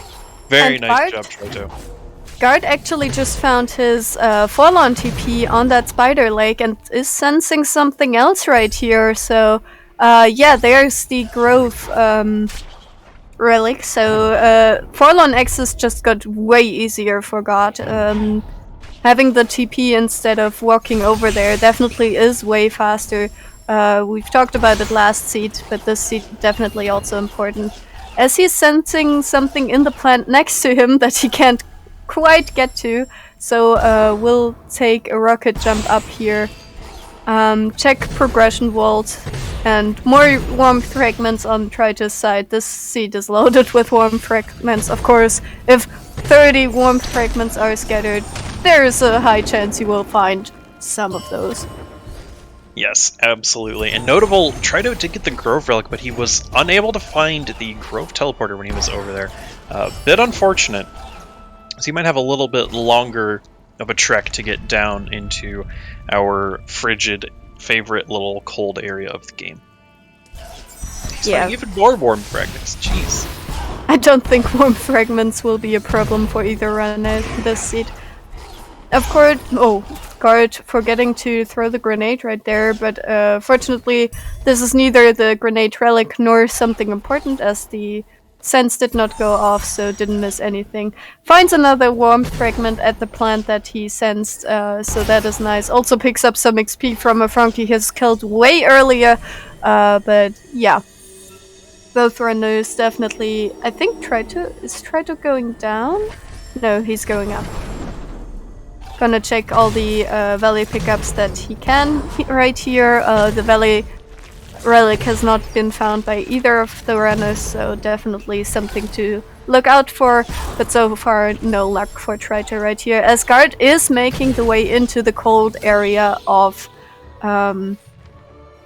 Finds another mapstone on a mapstone turn-in. Very nice. Very much appreciated. Means we have to search less for mapstones. and does not sense anything on here, but of course the relic does not get sensed, so needs to check everything regardless. Yeah, and notable, if our runners don't find this Valley relic above where Trito was, that relic could be on the way to Forlorn, as we actually see Guard finding the relic in Forlorn. Pretty, accessible spot there. However, if the relic for Valley is en route to Forlorn, that'll be a lot harder for Guard to find. But actually, we see it right there on Trito's side, so no big deal. Do we go 3 out of 3 Valley long swims? What do you think? It doesn't look like Trito will be going for it just yet. Or will he? I would love to see it. No, he's not. Aww. Oh well. I was hoping for it. We had a good run. 2 out of 2 was not so bad. As Guard, unfortunately, fortunately, is going in that direction, heading to the relic. Oh no! Guard, go back. That's not where you want to go. The relic is on the other side. Oh no, Guard. As Trito on the right is putting in yet another mapstone. Gets an energy cell on mapstone 8, I believe. No, mapstone 7. Sorry for that. Gets another energy cell. He also has charge dash efficiency, so yeah, you can just see him dash and charge dash everywhere. This is very nice to see. Guard, meanwhile, gets another mapstone, warmth fragment. So much stuff. As Trito, I think, sensed something, but I could be wrong. Since sometimes is very hard to tell whether... Yeah, there's something. Oh, yeah. Another one fragment. Okay. Yeah, very nice movement here from Trito as he's heading over into Forlorn. It might take a little bit longer for Trito to get the relic here in Forlorn compared to Guard, since he was just able to dip down from the teleporter nice and quick, but Trito will get it without much of a problem. And we see Guard making his way throughout the rest of Valley. He is still looking for this Valley relic, I believe. Yeah, definitely. He hasn't picked it up from the beginning of Valley. Trito actually already has 20 out of 20 one fragments. You can see that it now shows extra because he has found more than he needed. Guard also getting his comfy earmuffs, so definitely a nice find for him as well, as Trito is making his way through Forlorn. Yeah, so far no stomp locked relic, and I think the probability for that is just decreasing. Well, obviously decreasing with every relic they find. Of course, the horror relic has not been found yet, so that could be something. I think Tritonite stayed red after that mapstone turn-in, so there is something. Obviously, it's for his maps, but very interesting to see. Asgard is now doing the Forlorn approach as well. Remember, we will see basically a full clear of the map from both of our runners at this point. Yes, absolutely. We'll be seeing them check just about everything, since they need to get and check all of these map zones. We see Guard getting the Gumon seal, although he's already been into Forlorn, so he doesn't really care too much about that find. Our runners do still need to go into Horror, though, just like you said. We're still missing that important relic there. That seems to be one of the last few remaining large areas of the game. We're getting closer to the end game here. We just have to make sure we have all of our goal modes achieved before we're able to start that final escape.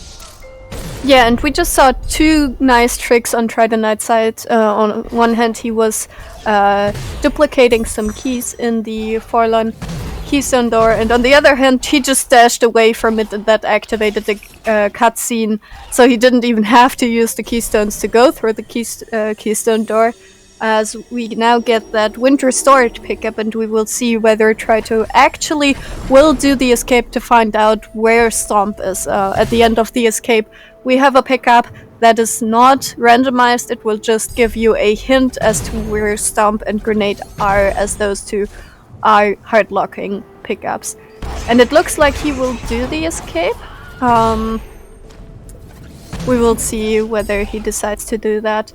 As Guard finds a swamp teleporter in the top of the valley, which is actually already Sorrow, and is now heading into Sorrow with that glide, of course. Fairly easy. so is the wind escape that Tridonite is currently doing. Yeah, we're going to see both our runners be gliding upward here at the same time, just in slightly different areas and different circumstances. But Trito is going to be getting this hint, just like you said. He would rather, play it safe here and get the hint for where Stomp is, so he just has that in case he needs to grab that Stomp pickup. Since once we head over into Horu, there are a number of Stomp block pickups. And of course, if our Relic is hidden behind Stomp, we're going to need it. So I like this play from Tridonite in deciding, hey, I'm going to just play it safe. And the moment of truth here, just in a moment, on the right side of your screen. Oh, Stomp and Horu. Okay, very nice. We're getting into Horu. Oh, that's very good. Nice. That is certainly spicy. This seed just keeps on giving. Of course, with all the shenanigans happening, we needed to go into Horu anyway and find stuff in Horu. But Tridonite will just do some cleanup. We'll get his final relics, I believe, and then head into Horu. We'll check Dash Plant first, it looks like. Yeah, that looks like a Dash Plant play. Of course, we know that the relic is lower in BRB, but not quite too low, so they don't have to swim. So Trito will find that fairly soon as well, as Guard is making his way through Sorrow as well. I don't recall exactly where the Sorrow was. I think he already collected it since he's skipping pickups. It's really hard to tell, there's so much going on. Sorry for the confusion. This is a lot. Yes, we do get word from our truck that Guard does have the Sorrow Relic, which was on the far lower left keystone here in Sorrow. So Guard is pretty much good to go. He's just gonna head over and collect this skill tree, and he'll be pretty much done with Sorrow. Yeah, we will see in how mean of a position Stomp is and whether the relic is Stomp locked or not. Because depending on that, Guard could still be looking for that. I can imagine that he would also like to have the hint. He also has the Bash tree still to go, so he didn't do Ginso just yet. That is one of the relics still missing for him, whereas Tridonite has gone for that. I honestly have no idea who's in the lead at this point. This is, with all the different modes they have to complete, this is really hard to tell, as Trito has 2 relics to go, Guard has 2 relics to go, Guard also, I think, has some 1 fragments to go, so I think at this point Trito is in the lead, as Guard is also watching a cutscene. Everyone say hi to Gumo, our fair friend that we don't get to see very often in the speedruns, so hi. As Trito is now making his way, there was something on Kumon's seal again. Of course. Yeah, we of course know that it's not the relic. Trito could think it's the relic. Yeah, definitely funny. Yeah, it very well could just be another warmth fragment, which of course Trito does not need any more of. However, he does still need to check pretty much everything here in Misty up until the back half, where we know the relic is hiding.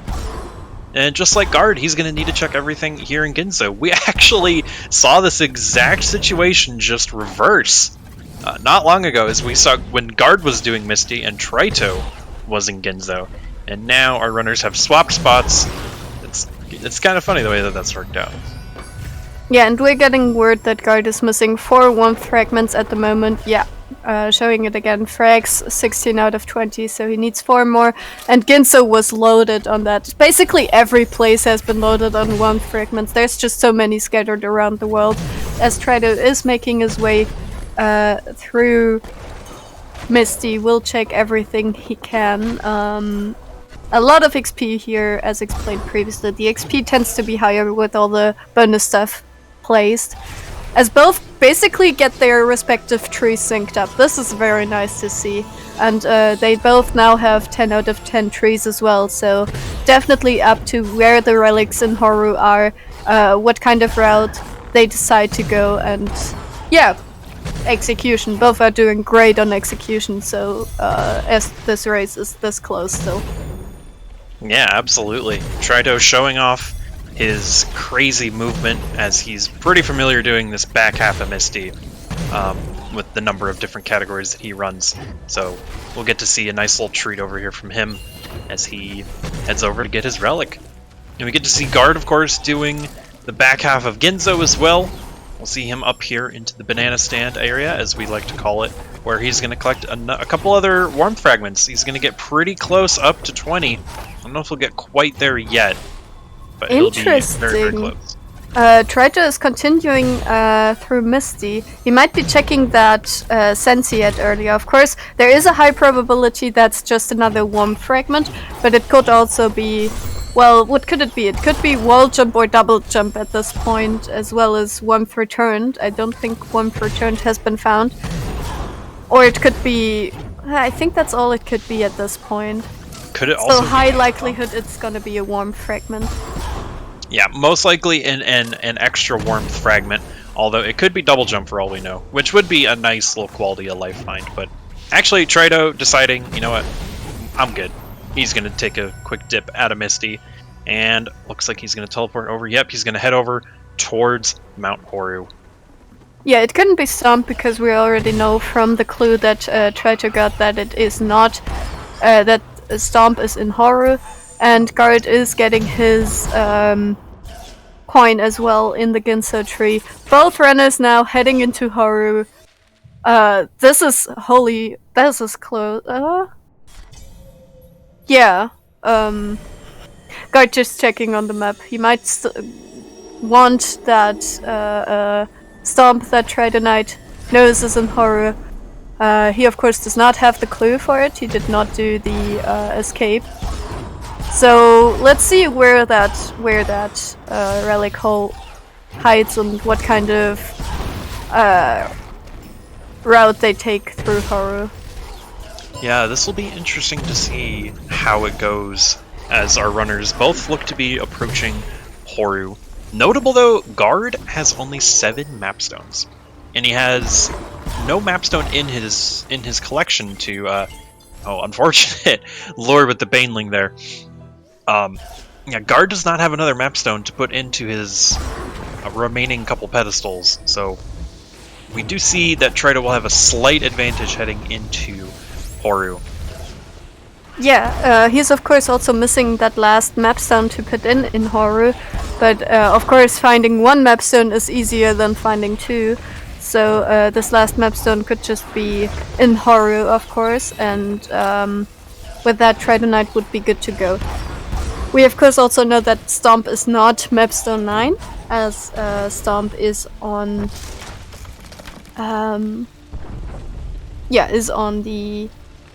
is in Mount Horu somewhere. It's not in the... Oh, there's something, and it's Stomp. Oh, okay. there's Stomp. Very nice find. And we see an extra warmth fragment as well there from Trito. And now it's looking like it's a hunt for this Horu relic. Could be pretty much anywhere, but having Stomp certainly helps to be able to check absolutely everything. And it will actually be a little funny.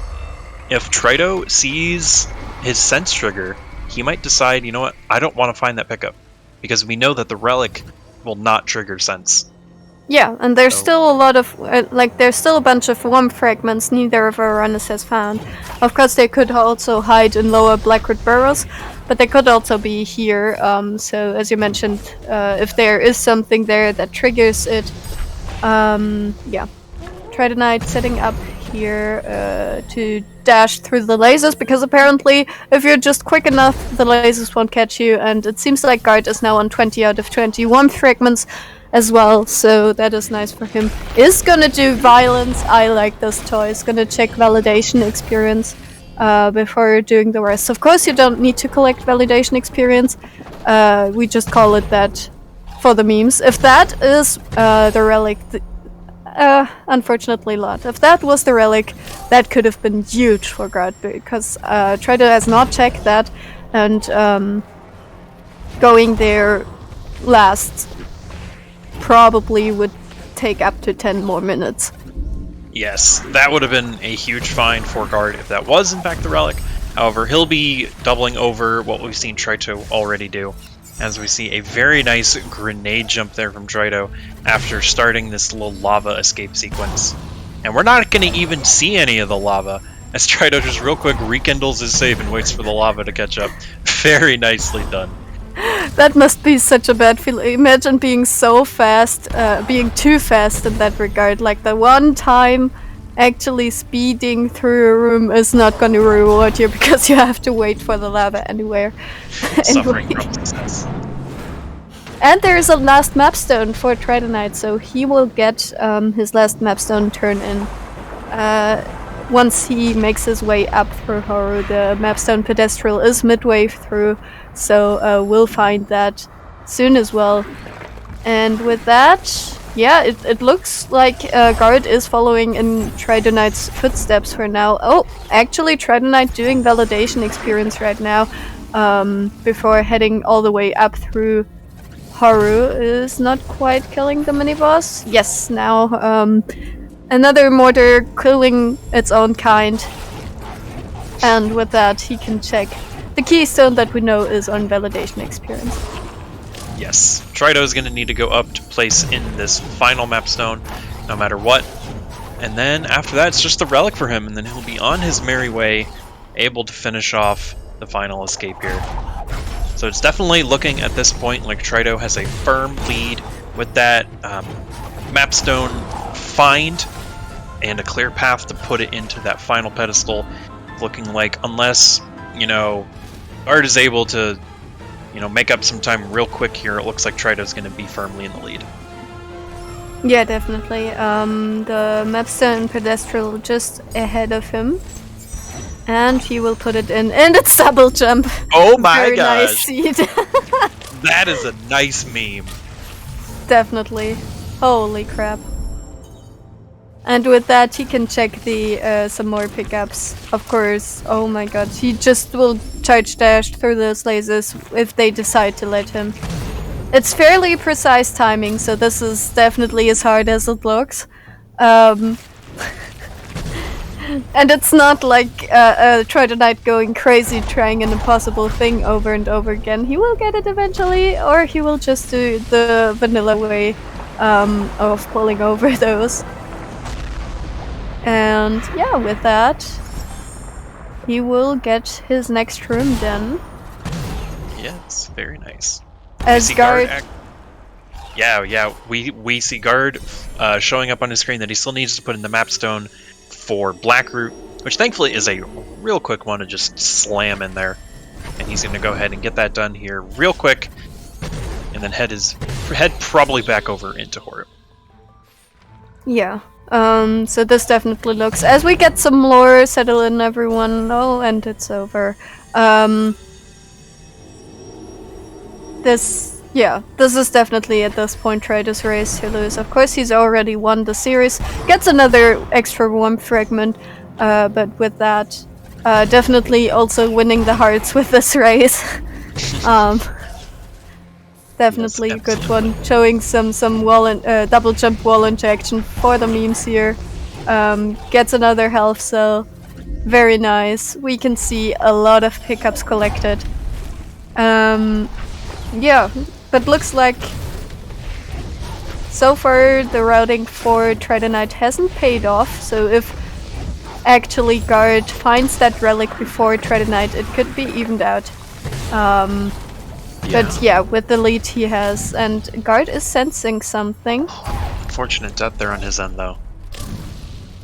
Probably another worm fragment at this point. Yes.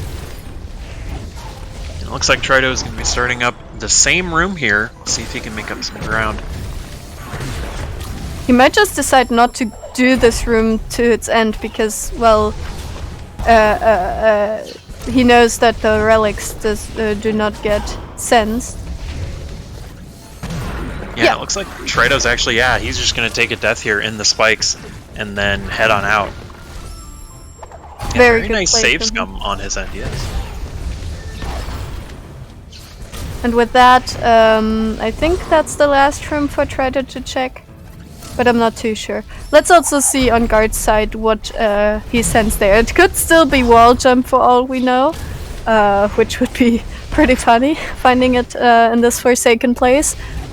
But it's probably another worm fragment. Yeah, most likely. Don't worm destroy fragment. what you need. Yeah, but it would be funny to see wall jump, of course, the very first skill in the vanilla game that you get. Seeing it here at the very end of all things in terms of the world of Nibel would be a nice meme to end on. Doesn't quite get enough height. Oh, no guard.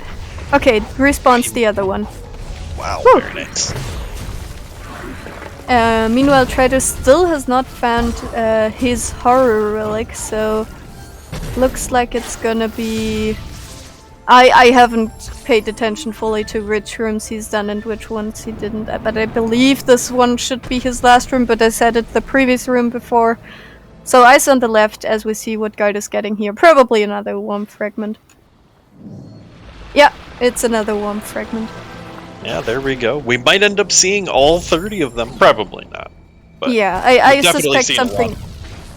I expect something to be in lower BRB at this point, like another worm fragment. Just like the probability is fairly high that there's one there. And on the right side of your screen, here in just a moment, we do see Trito finding that final Horu relic. He has 11 out of 11 relics. He has 9 out of 9 map stones, and he has 10 out of 10 skill trees. And he's going to head right down here to the bottom of Horu, and he's going to start his final escape here in just a moment.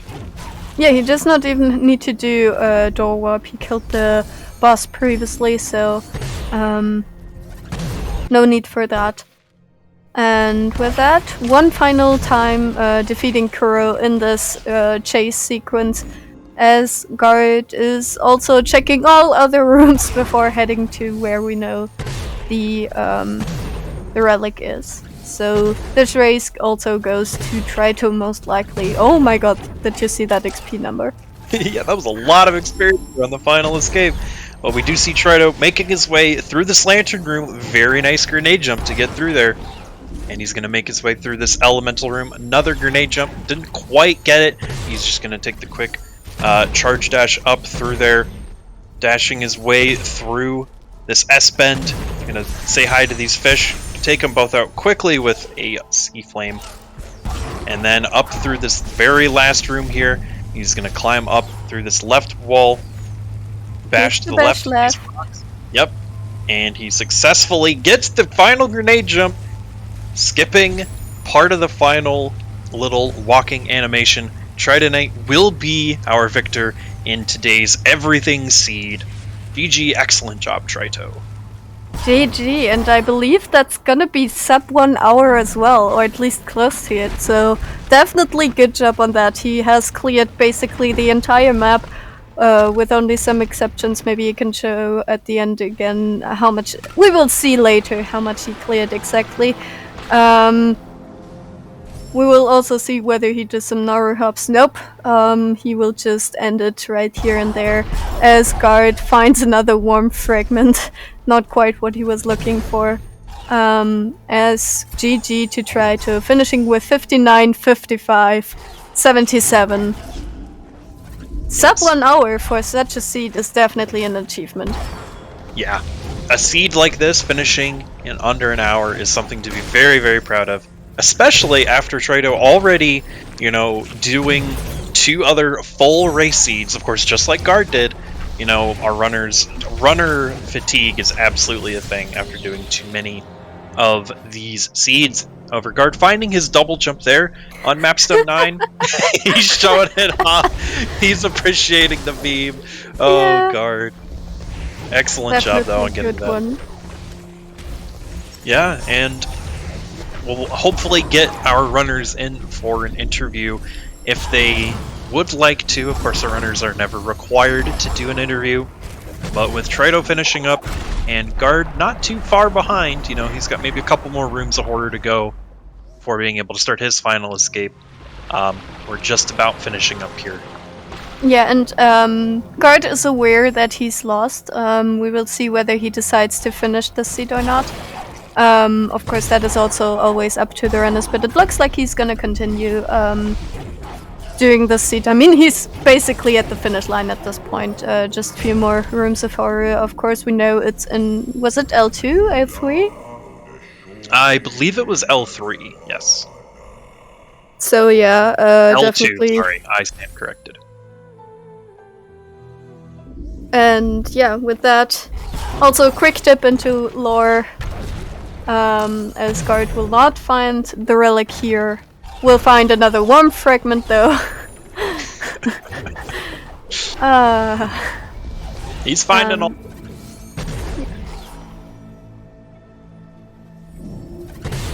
Yes, we do get a quick note from our truck that the Horror Relic is indeed at Horu L2. So not quite where Guard is at right now, but he'll get there before too long. Yeah, we can also see the amount of health and energy he has. Just a lot. Oh. We also getting notes that it was 214 pickups for Tridonite. So my guess of about 200 wasn't too far off.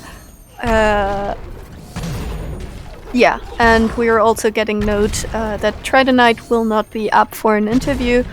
But yeah, GG to him. Great races. He will be advancing in the lower bracket finals against Edu, and the winner of that match will go into the big final, facing the winner of the upper bracket. So, yeah, definitely. I don't blame him for wanting to have a break after these races.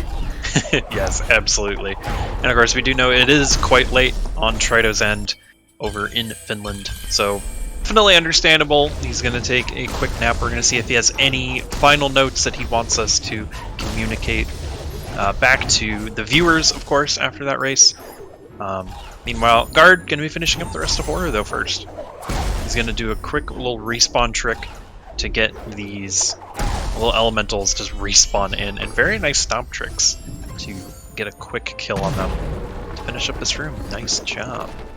Yeah, because as it turns out, it doesn't even matter which elementals you destroy, only how many. Yeah, and from Trito's end, he wants to say that the first two seeds were really rough.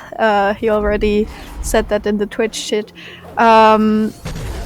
Yeah, in the second seed, he basically lost interest when he saw those Bashnade starts, and just played it, just kind of finished it, but it all worked out for him. So that was nice for him. Yeah, definitely an Ori take moment there for you, Trito. Definitely some rough seeds, but you still played them really, really well. Of course, Bashnade, always kind of a hard start, especially with clean water. There's just so much available, but still a GG's on everything played.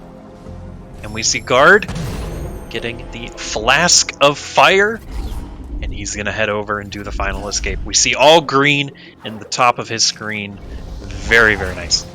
Dang, on Trito's side we can also see 212 pickups with 3.54 pickups per minute. That is insane. Like, having the concentration to just get those in this quick succession, that is really, really applause to him. GG. Well done, as Guard is now also heading into the final escape. All three seeds turned out to be very close, coming down to some minor execution differences, to some minor pickup differences. Gets the 1045 experience as well from Kuro. I think they both have double spirit efficiency, so this is a lot of experience they get. Of course, both runners, experienced as they are, don't need that much experience in the final escape, but always nice to have, as he will get through this elemental room with 1 damage boost and will head into the water momentarily. Getting through the water with the fish, won't do fish strats. Of course, has every single skill except the first one you get in the base game, just normal rando things. Will bash to the left. Yes, he's showing it off. He's aware he needs to bash to the left this time. Doesn't quite get the grenade jump first try. We'll try again. And gets There a we go. GG to him. GG, Guard. Very nicely done. Excellent work playing this seed. And we get word from the truck that Guard has actually already finished this seed, of course, with a final time of 106.52. So just about, 22 seconds left until he'll be finishing up. GG to Guard and to Trito, both our runners, playing very excellently today. 3 pretty tough seeds. 2, of course, standard seeds, both tough with that bash grenade, as well as clean water. And we're getting some Naru hops. Very nice, Guard. I appreciate that. Just to correct on that was just a quick estimate on the based on the grenade jump. His actual time will be a 106.59. So just 7 minutes behind Triton Knight after such a seed. That is really an accomplishment. Yes, absolutely. Keeping it that close, despite despite the Naru hops, still a very nice job by Guard. And we'll see if Guard decides that he would like to do a quick interview or not. Maybe get his thoughts, as he will be taking his leave from the tournament. Finishing off with a very respectable placement in the overall bracket. So excellent job from him as well. And we really enjoyed seeing you in this tournament, Guard. And we look forward to, having some more Ori with you. And we actually see him on deck, ready for an interview. So let's go ahead and get him pulled in here. Just a moment. There you are, Guard. GG, my friend. GG. How are you feeling? Thank you. Feeling actually pretty good. Yeah. So from the 3 seeds, which one was your favorite? The first one being kind of the slow start that you maybe hoped for, the second one being kind of quicker, and the third one just racing you through all of Nibel. Which one was your favorite? Actually, fun-wise, the last one. And skill-wise, the second one, although my G-jumps to there were not on point. I'm not happy with them. You did great on them. They were absolutely amazing. So GG on that as well. Them. Yeah, very excellent job from you, Guard. We really enjoyed seeing your gameplay throughout, this entire tournament bracket. How do you feel about where you ended up placing overall? How do you feel about your bracket performance? You know what? Overall, I feel pretty good about it. Just like top 6, I was coming to the tourney pretty rusty and ended up here. And I didn't win any of my matches by randoing the opponent, which is another thing I'm pretty happy about. It was just execution or routing. So overall, I'm happy with that. Yeah. I'm kind of sad I didn't take any of the official best of 3 games, but that's just how it is. Yeah, going up against, our number 1 seed of the tournament, Trito, that can definitely happen. But you still, all 3 races were very close. So definitely something to be proud of with that. I'm most happy with the second race. But I think I lost because of... I didn't see it being that close after I had to do Frankie Walk twice. And that Grove TP that I missed. But after all... It just happens. Do you want to watch it back, or can we give some spoilers on that? I read the live, so I know that Trito found 5 extra skills.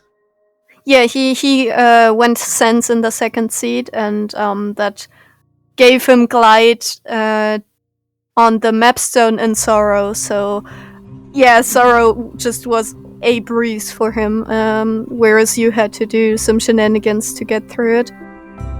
I enjoyed that. I just wanted to play it aggressive, and it kind of paid off until the escape, where I could have been closer, but I just wanted you all to have extra spaghetti for dinner. Well, yeah, you gave all of us some extra spaghetti, so I think we all appreciated that. Actually, do you still have the brain capacity to talk about the first 2 seeds, or are they too much gone out of your mind?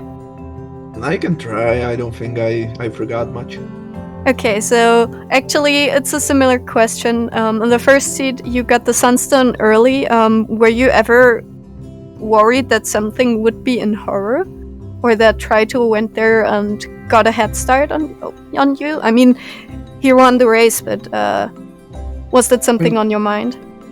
Yeah, I was actually thinking about it, but I knew I had all the skills I needed to get to all the trees, and I just said fuck it and get all the trees now, and if I end up finding something to help me with the final escape walls, it's good, and if not, I'm going to horror. Fair. And in the second seed, you had the Water Vein Forlorn clue. Were you there worried that you maybe needed Stomp and were just locked out of that? I was for a while, but I don't know if I had glided that seed. I think I did. No, you did not in the second Okay, I seed. did not. Well then, whatever. G-jump, the forlorn escape is fine. I would do that. Well, sad that we didn't get to see that. Yeah, but GG on you as well. Do you have any final words for us before going out of the tournament? Yeah, Any thank kind you of for things you want to hosting- do? Thank you for hosting this tourney. I enjoyed it. It was very fun. And yeah, I think that's it from me. You can see me on my streams next, doing some speedruns, and I will be coming back to Will of the Wisps randomizer, doing some pathfinding and validating if there is any left for me. That's my future now. Nice to see you around still. So, yeah, thank you for the 3 matches. Thanks for Romulus for this awesome commentary on this nice match with all that stuff going on. Thanks to the Fox and Lion duo off track, Fox Simon and Lion Almana here, and thanks Apple Tree for restreaming all 3 matches, and thanks everyone for watching. I hope you enjoyed the best of 3. Have a wonderful rest of your day, rest of your night, wherever you are, and see you next time. Bye!